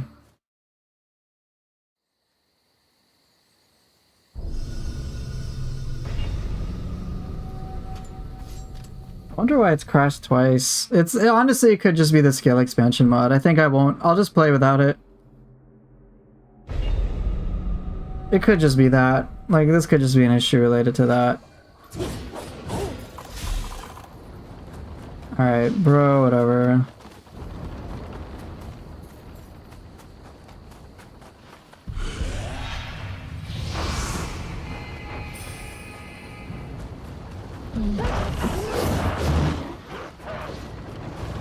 Hello, first time watcher. I've seen some good things about Nioh 2, so you wanted to see some gameplay? Yeah, sure.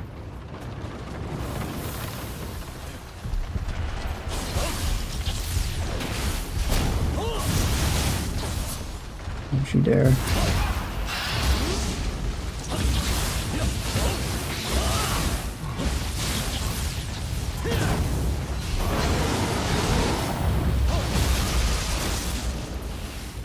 Fighter.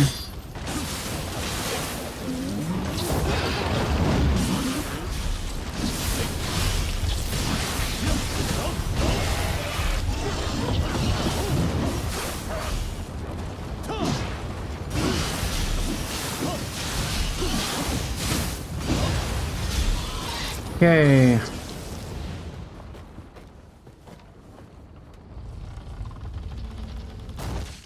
Let's see, what did I miss?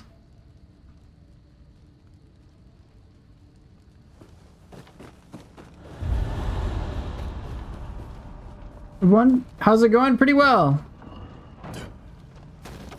Alright, you know, I'm just gonna use sword and we'll just do fists, because why not? I'm just gonna, if I'm fighting Tsuchigumo, I might as well just go full Ninja Gaiden.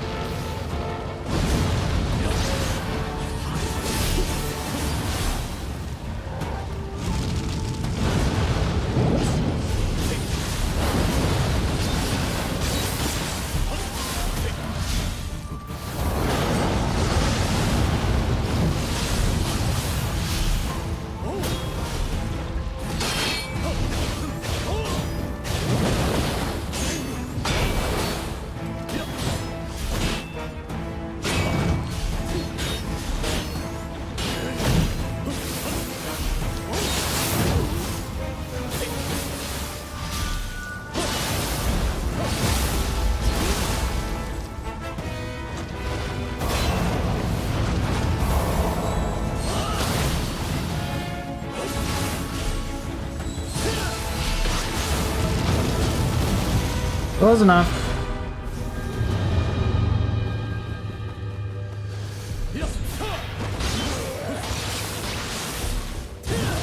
Wonder if for sword and ninja style we get the same moveset as ninjas in Nioh 2? Maybe that could mean Swallow's win confirmed? That's what I'm hoping for.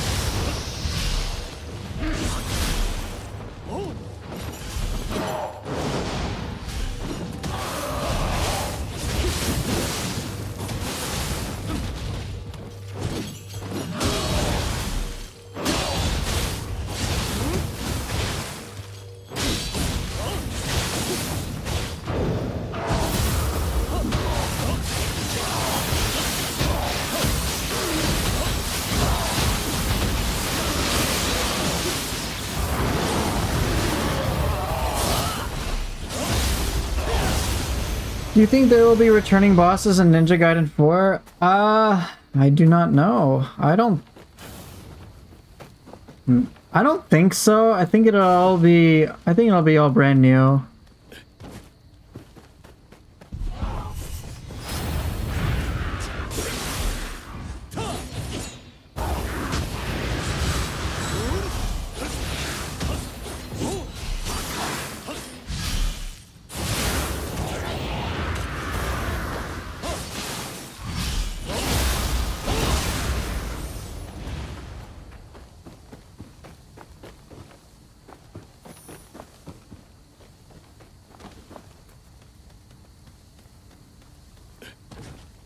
Okay, good question, I swear. What would I change in Nioh 2's endgame?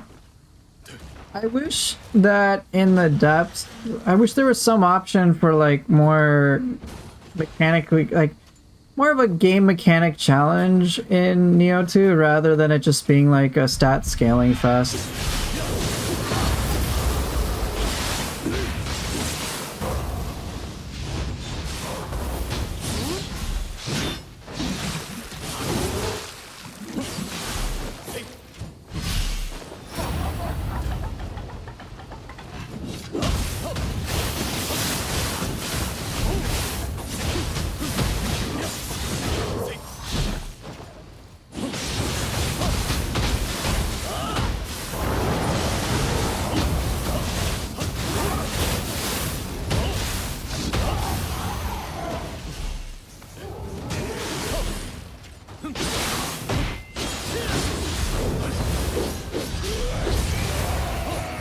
More randomization would be nice too. Yeah. I think with Team Ninja, or at least the stuff that I see here, a little bit of less is more would actually go a long way.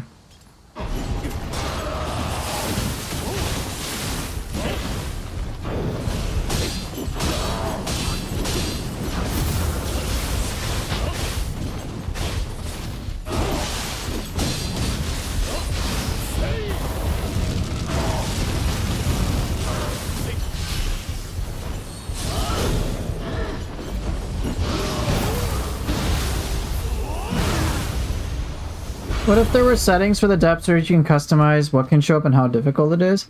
That'd be cool. I think that could help.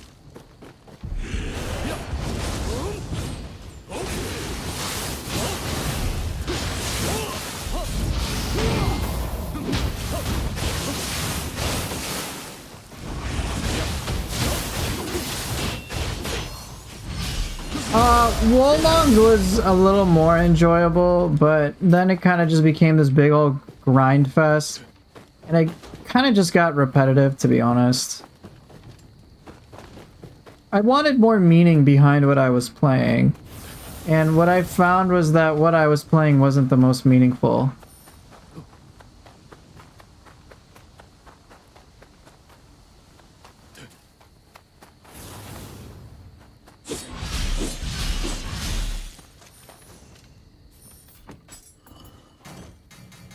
It was arguably the biggest issue. Like, when I'm doing the end game, I don't want it to feel like a grind. I want it to be like, ooh, yeah, I'm like progressing in a fun way and for some fun purpose.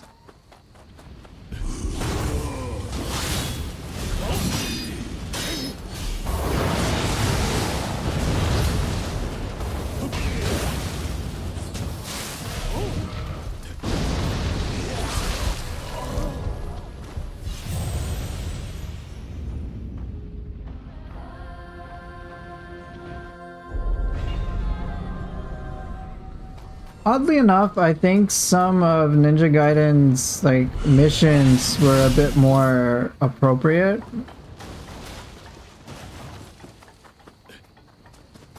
What made it more repetitive than Nioh 2's endgame? Repetitive in the sense that there just didn't feel like there was much purpose behind a lot of the challenges. It was like, here you go, here's some RNG based things and you can select a couple of these things. It was a bit more of, I guess, what people call a roguelike or something. I don't know.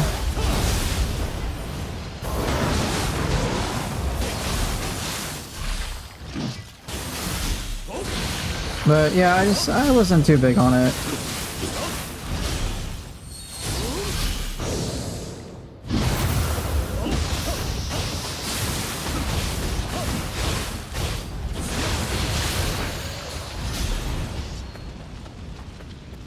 Amitachi is basically just like a damage nuke, very fast paced, and can hit targets quite a lot.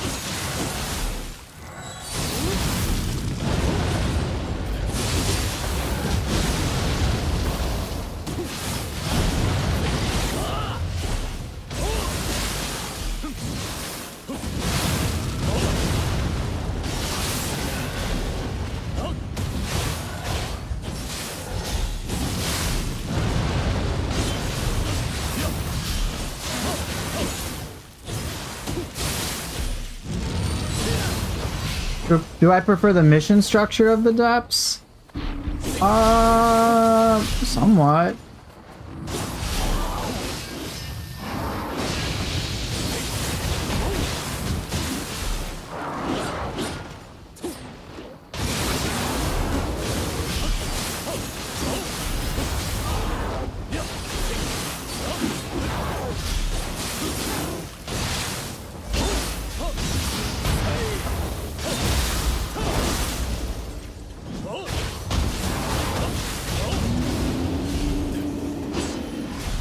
How many playthroughs have I done? Probably too many.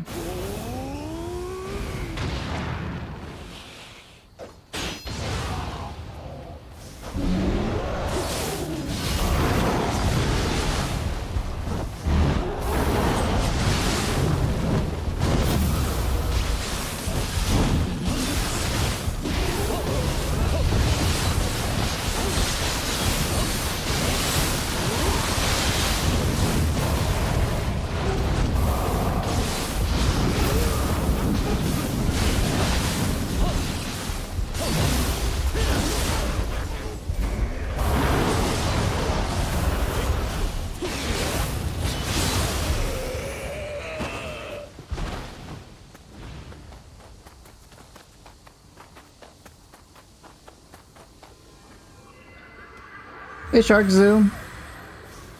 I have a guide about Kametachi on my YouTube channel if you want to understand a bit more about how to use it.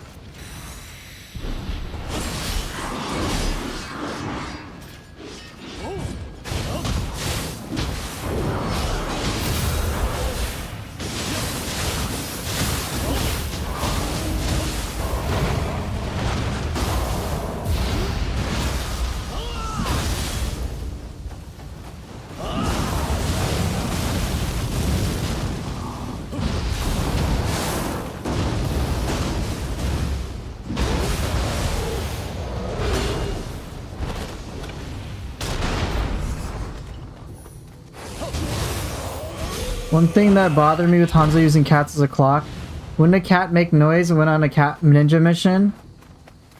But you see, these are ninja cats, so that doesn't work.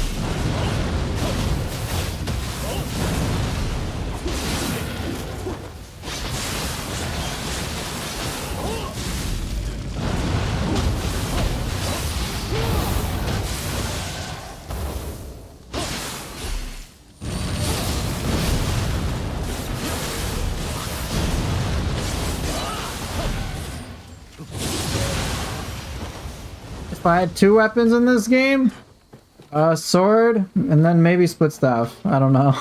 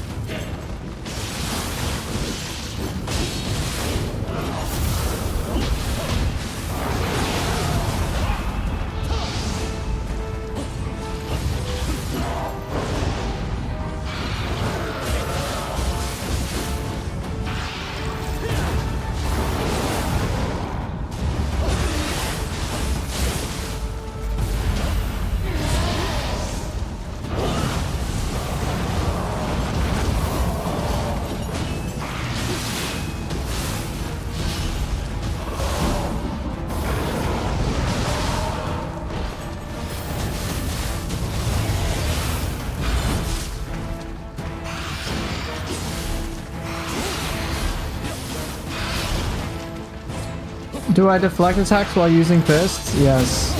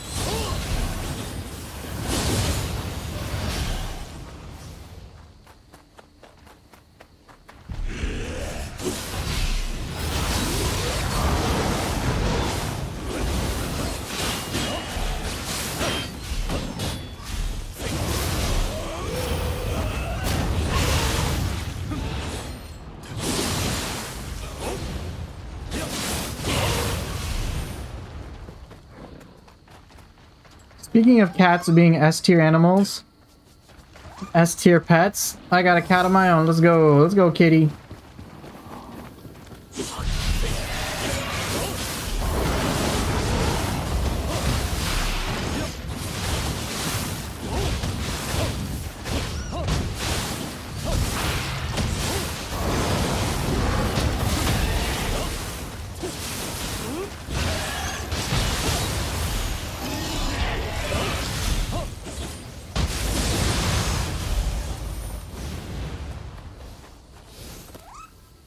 Here, let's take out this hair pulling person.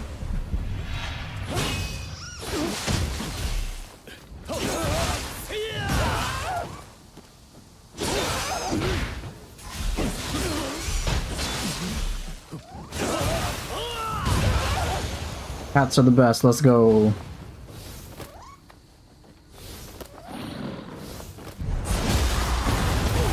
That was mean, man. Why'd you do that?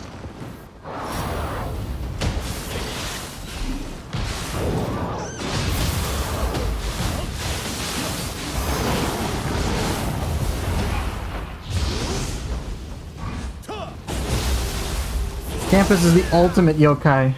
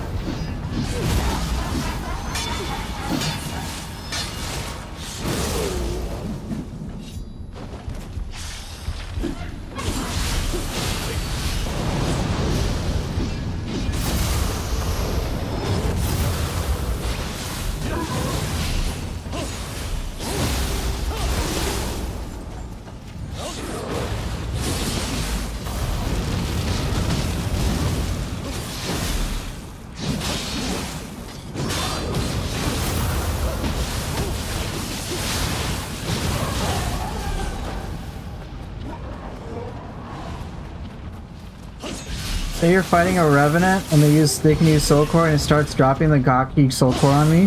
What would I do? I would kill all of them. Murder every last one.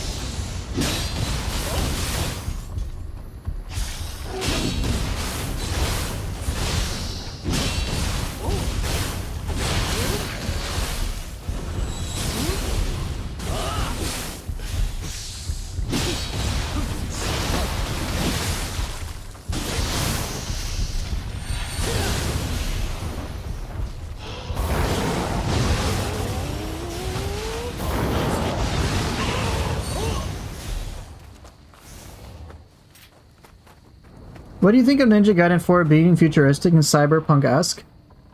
I think it's okay. For me, those details, I mean, they're different from what I've expected in like Ninja Gaiden 1, 2, or 3. But those aren't necessarily deal breakers for me. I'll get over it. Like, it's alright. Looks a little strange, but sure. I can go with it.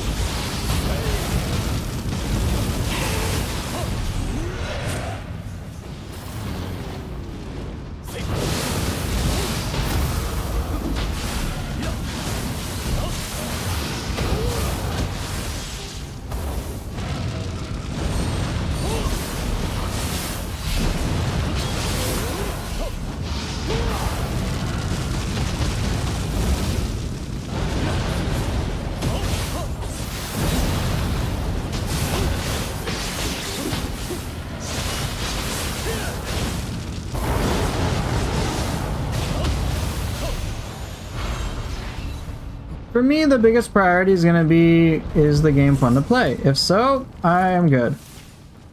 Minus the whole DLC weapon thing I talked about.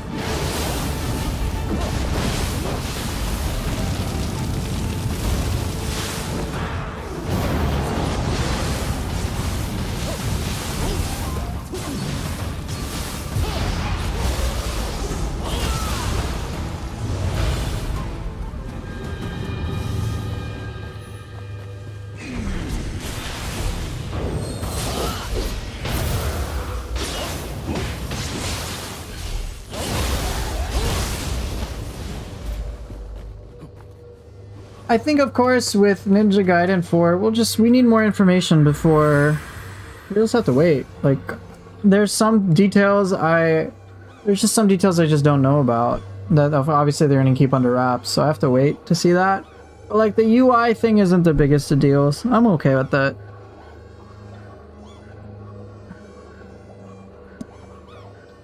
I would love to see playthroughs of games on the channel like Wuchang. I don't feel like playing that game though. I only play the games that I have enough interest to stream.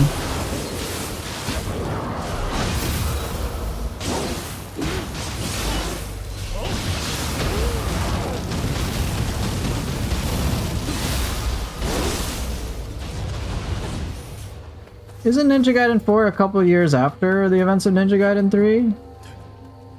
And I don't know for certain.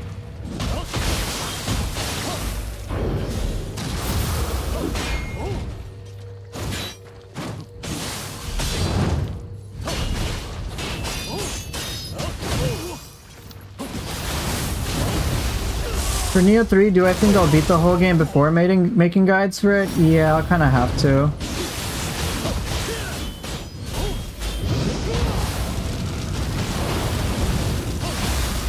And it's not even because like it's because I want to make sure I have enough information before, like, I want to be well informed.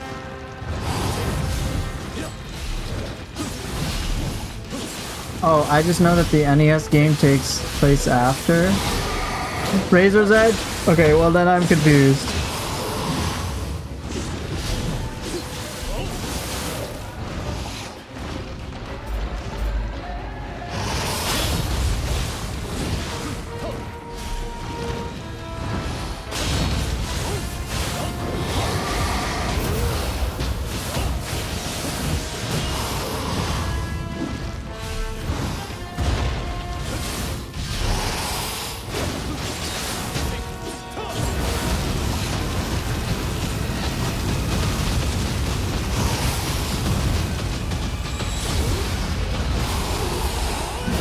Do a playthrough of Nioh 2 from scratch?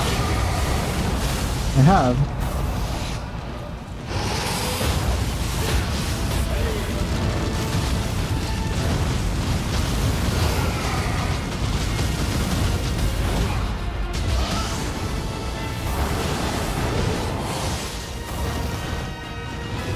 I already have. I didn't beat the depths, but I beat 108 floors already.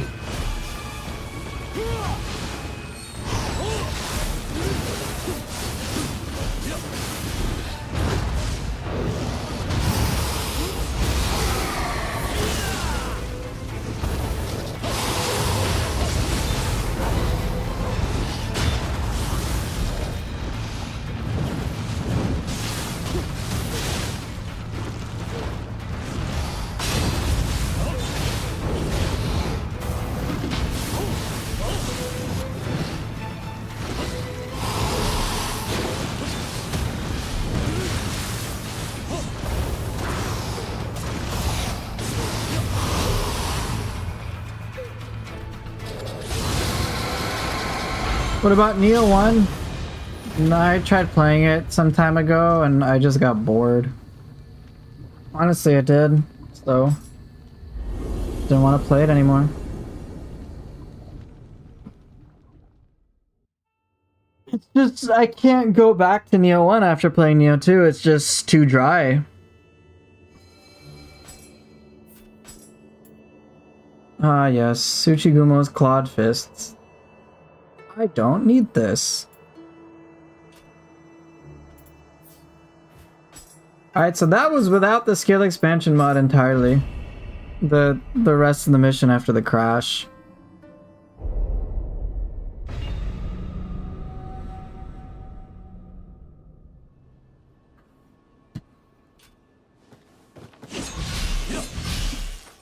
So nothing fancy, just stuff that's available natively.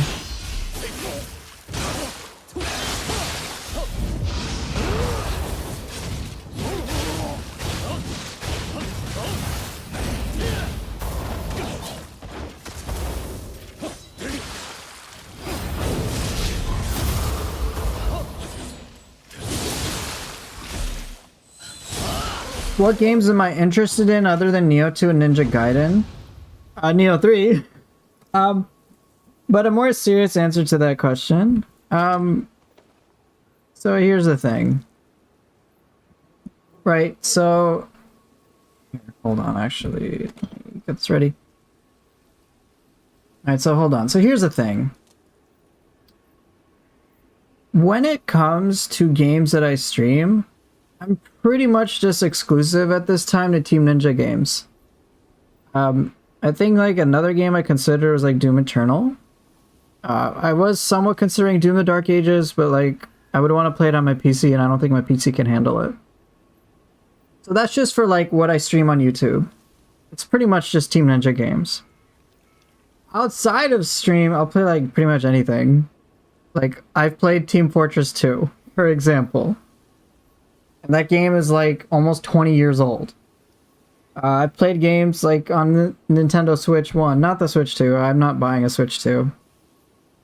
But it'll be stuff like I'll play Super Mario Odyssey. I've played Animal Crossing before, or rather I've just watched it. So just a bunch of different things off stream.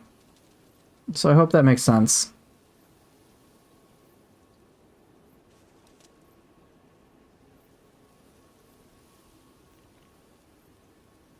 But yeah. I feel like your channel would do a lot better if you did a variety of Souls-like games. I've been told that before to make like content for those games, but in all honesty, I don't really have much interest in them. So the only reason I'd be playing them is so my channel could get bigger. And that's it. Not because I'm curious about it, not because I like it, not because I'm excited about it.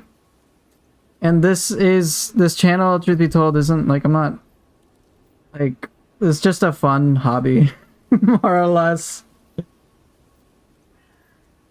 Even if my channel becomes massive, for example, I wouldn't give up my career. I played games like, I enjoyed Bloodborne and Sekiro for their own thing, but like, now, like, I decided I'm just gonna stick to Team Ninja games. My channel growth is very much secondary. I will just put out the type of channel that I want. If it grows, great. If it doesn't, whatever. But as long as I'm enjoying myself, I'm gonna keep doing it. And the reality is, a lot with me streaming Souls-like games, I don't have the enjoyment. So that's all it is. I'm okay being a smaller channel. That's fine. That's just what it is.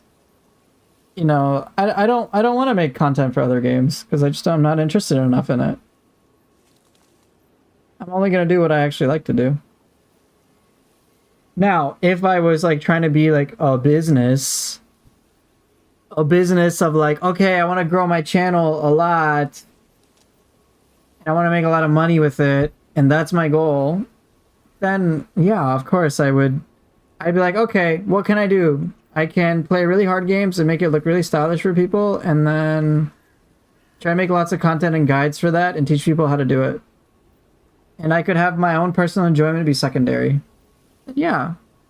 Like bust my ass off with like on Wuchang Fallen Feathers, on Sekiro. Like I could go into that. I could go all into that. Right? Like I could go into that entire dimension. I could do that for so many games. Dude, are you kidding me? Every fucking Souls like what? First Berserker Kazan? I would have done it for that. I would have been like, yo, check this out. Here you go. Whoa. And I could have done that. But it doesn't interest me. And that follows up to your question. Why aren't you interested in Souls like, if you don't mind me asking?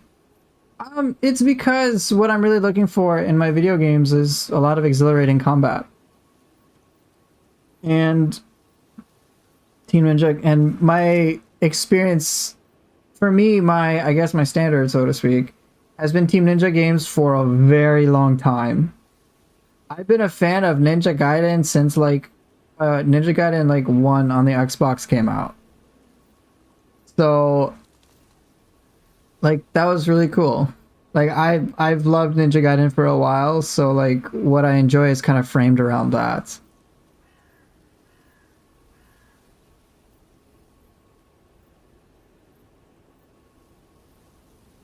So like it's like, for example, I've looked at other studios. I've looked at other games that people are fans of, like Devil May Cry.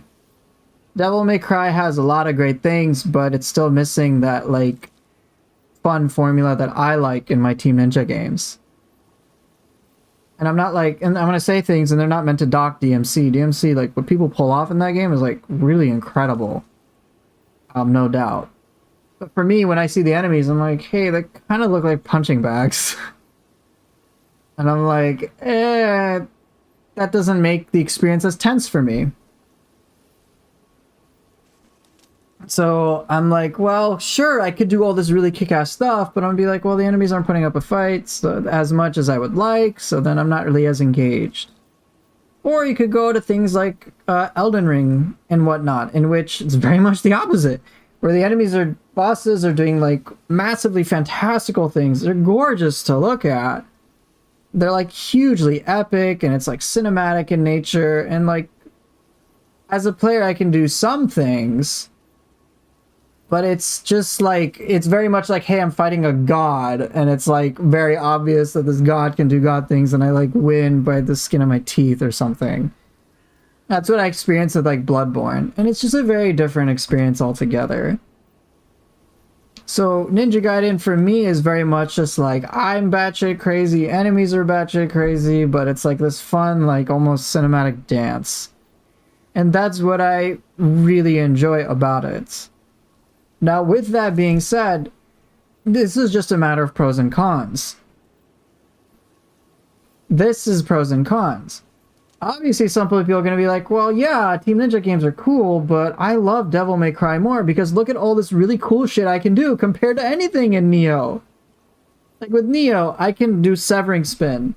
And that was like a cool move in Nioh, but like that's very common in Devil May Cry. Right? Or like bosses, for example, in Elden Ring. They're like pretty massive and epic in their scope, compared to Ninja Gaiden's bosses, where it's like they're not as like spectacular, I suppose. They're not like creatures from the moon fucking like shooting shit at you, and like stars and like this huge meteor shower like coming at you. Like big bosses in Nioh are like what? Lady Osakabe, Gyuki, and maybe Tataramoke, but let's just go with Lady Osakabe. Historically, there's a lot of significance, but then like compare that to Elden Ring, it's like, of course Elden Ring's gonna have, and like Night Rain, of course it's gonna have the cooler looking bosses, like of course. And you know, the music, how it swells, so it's just like such a fundamentally different experience. But for me, what I have found is that my enjoyment comes from the Team Ninja formula the most. To me, it has those sweet spots that I really enjoy. So that's why I stick with them. Right, I've seen Kazan as well. And Kazan looks cool. I've seen a lot of the bosses. I'm like, damn, they look really cool. But And there's no doubt about that. But like when I see how it engages compared to say even Nioh 2, I'm like, yeah, I just kind of want to stick to Nioh 2. I'm pretty happy with it.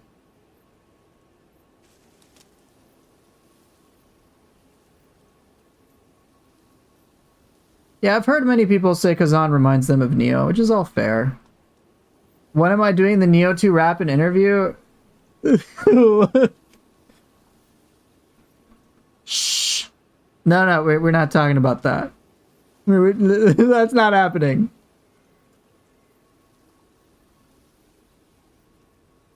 Right, so with each of these games, there's no unique pros and cons.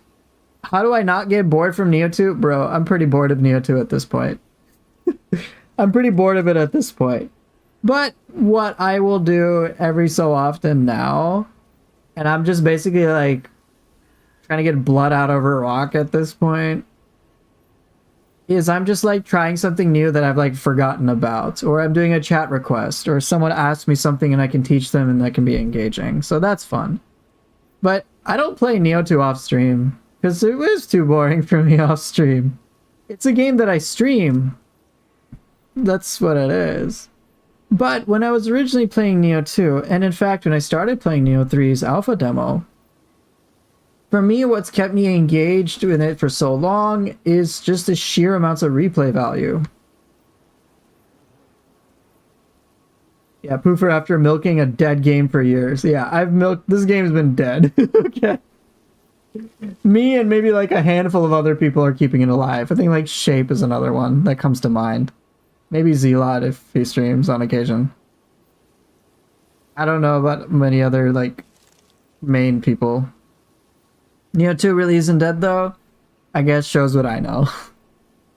Do I play Souls games off stream? No. I play like super chill shit. Like with Cats, I was playing the game It Takes Two. We were looking into Indiana Jones and the Great Circle. But let me...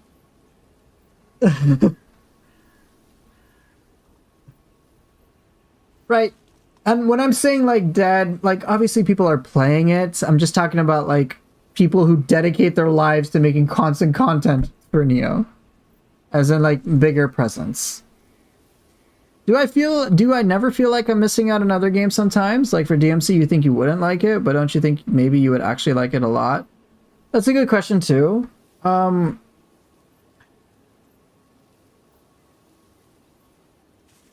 Let's see, how do I put this? Like, I'm curious about a lot of games. So like Monster Hunter, for example. Monster Hunter, like I've been curious about. I'll look into it. I'll look at gameplay of it. I'll see what other people will do. But for a lot of these games, they haven't like gone over the edge of me being like, oh, like this is like, I'm curious about it, but then like I will see what I can observe, see some other players that I really enjoy playing it, and I'm kind of like, yeah, but this is still missing something that's satisfactory. And there's a lot of elements that go into it. So like with Devil May Cry, for example. Devil May Cry. There's going to be a huge learning curve, inevitably. Right? A big, big learning curve. Same with Monster Hunter. There's a lot of learning curves to this. So I also have to decide how many of these games I'm going to try to learn. How much work do I want to put into all these games? And the truth is, I don't want to put that much. Even in Nioh, I know I do a lot of fancy tech, and I can do a lot of things really fast paced. But like, I actually am trying to simplify what I do over time. Right. So like all these other games too, like when I think of like when I'm thinking of work, like I have to put effort to like learn a lot to be able to pull off the cool things I see a lot. I'm instantly like, oh shit, like I have to make sure the payoff is going to be enjoyable. And then I'm like, well shit, this is kind of like a big time sink that I have to consider versus, hey, I already have something I really enjoy already and it already provides a lot of payoff. So I'm just like, well, from what I've seen, the peak of this gameplay versus the peak of something I already enjoy, I'm like, I'll just stick with what I enjoy. How about just playing through a game once? Good question. The thing is, I want more than just playing a game once. Dude, I could play like millions of games once. Million, dude, I could easily play games once, but it would just be so casual. Like, I got Black Myth Wukong, right? I bought it, and I got through chapter 3, and there was a point I was like, bro, I'm bored. I remember there was like Sign Long, and that was like a fun fight. I'm like, yo, that was pretty cool. That was fun. I want to do that. I want to have more like that. But a lot of the other bosses just like didn't compare. And then I was like, okay, maybe I'm being really unfair on this game. Let me take a look to see what players like Ongbal will do, for example, or what Last Reload will do. And they're beautiful, but I'm like, I can, because I've played games like Nioh a lot, I kind of have an inkling of the combat loop that I would enjoy and why I would enjoy it. And then I was just like, yeah,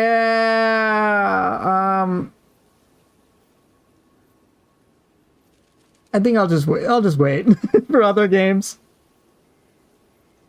I like my games with replay value a lot.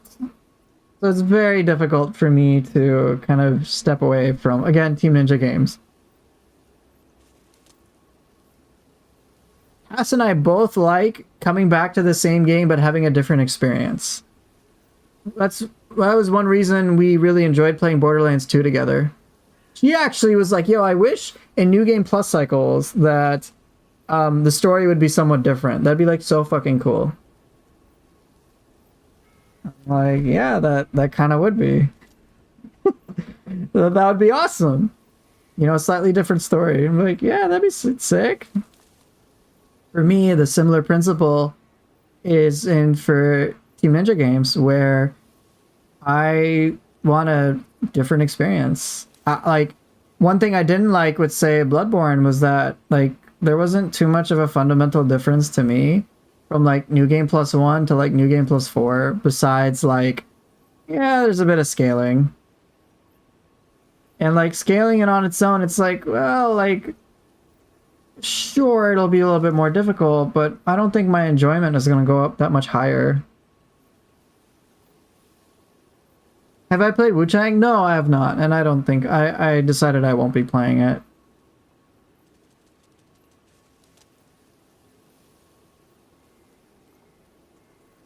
So yeah, like... I just have to say, like, when I think of all these games, like, I want... Like, there's some other games that I've played, like Path of Exile 2, but again, like... And I've played games like Batman Arkham Knight. Like, I've played some games, like, one-off, like Persona 5. But I've played so many of these games, and it's just very difficult for me to find something that just scratches the same itch of, like, of Team Ninja games, just straight up. Good example of a story that changed after each playthrough: Nier Replicant, Gestalt, the worst, Mega Man Battle Network 4.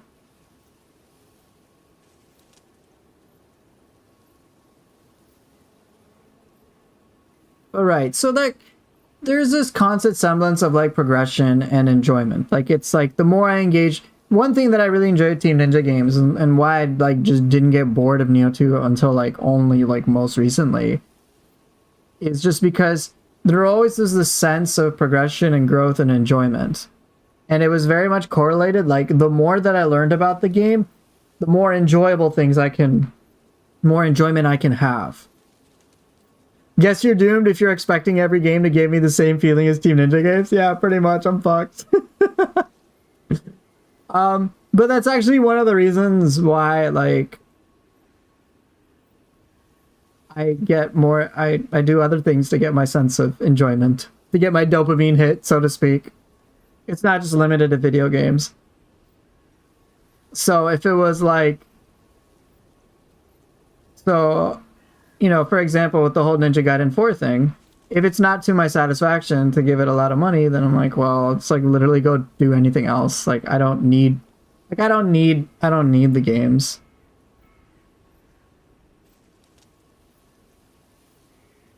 Yeah, Nioh 2 does have a lot. It has too much and it's not really explained the best. It's actually the biggest reason why I started making guides was I was just like, bruh, no one's gonna be able to understand this shit. And like myself and the community, you know, we're all like, when I was a part of the Nioh community Discord, it was just all like spreadsheets and tech and, you know, all this like information, like people are like never gonna learn without the community's help. So I was just like, I think people need some guides. Like Team Ninja did not do a good job with like the tutorials. Even their tooltips for skills, it makes it just like confusing as fuck. Okay, let me step in. I created guides because I felt they were lacking. So that was like it.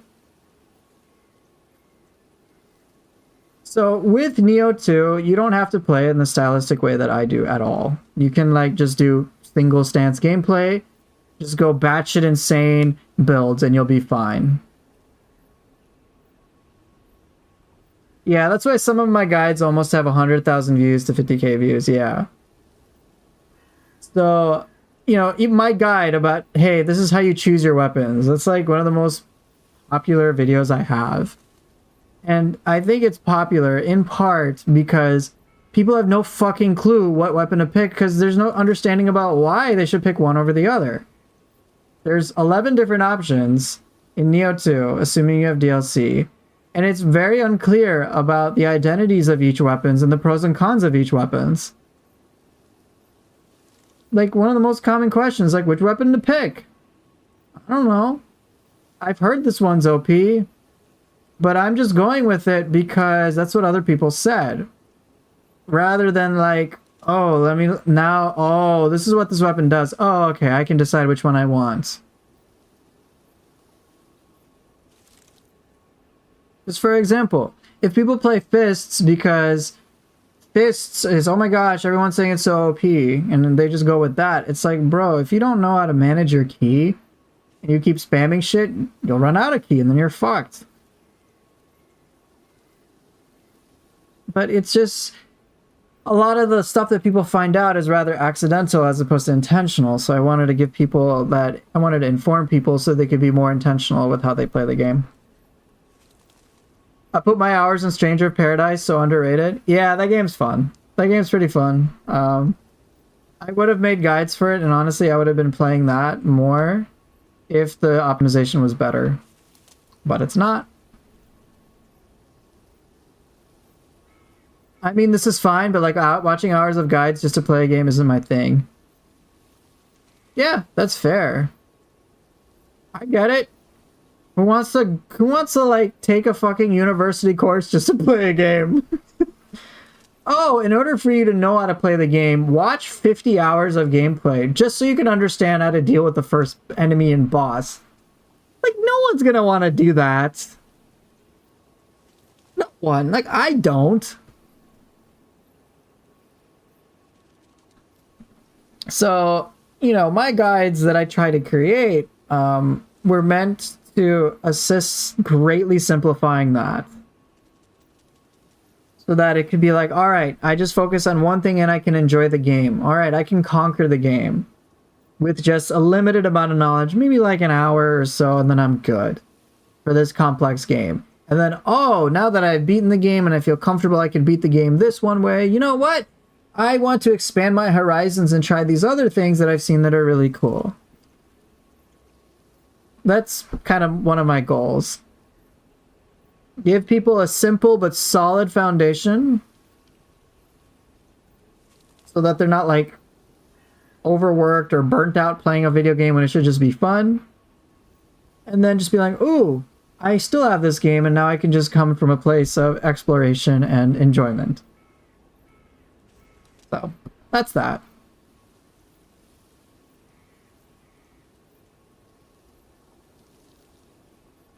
And yeah, Nioh's pacing is a bit weird. I don't like the pacing for Nioh 2 in terms of how like things are unlocked. It feels weird. But yeah, that's just my opinion about it.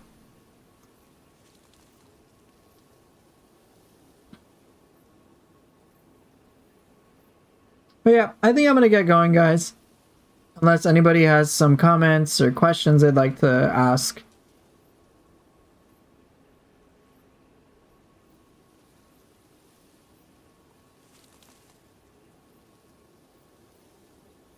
All right. Well, thank you guys so much for watching. Appreciate everything as always, and I will see everybody next time. Take care and see ya.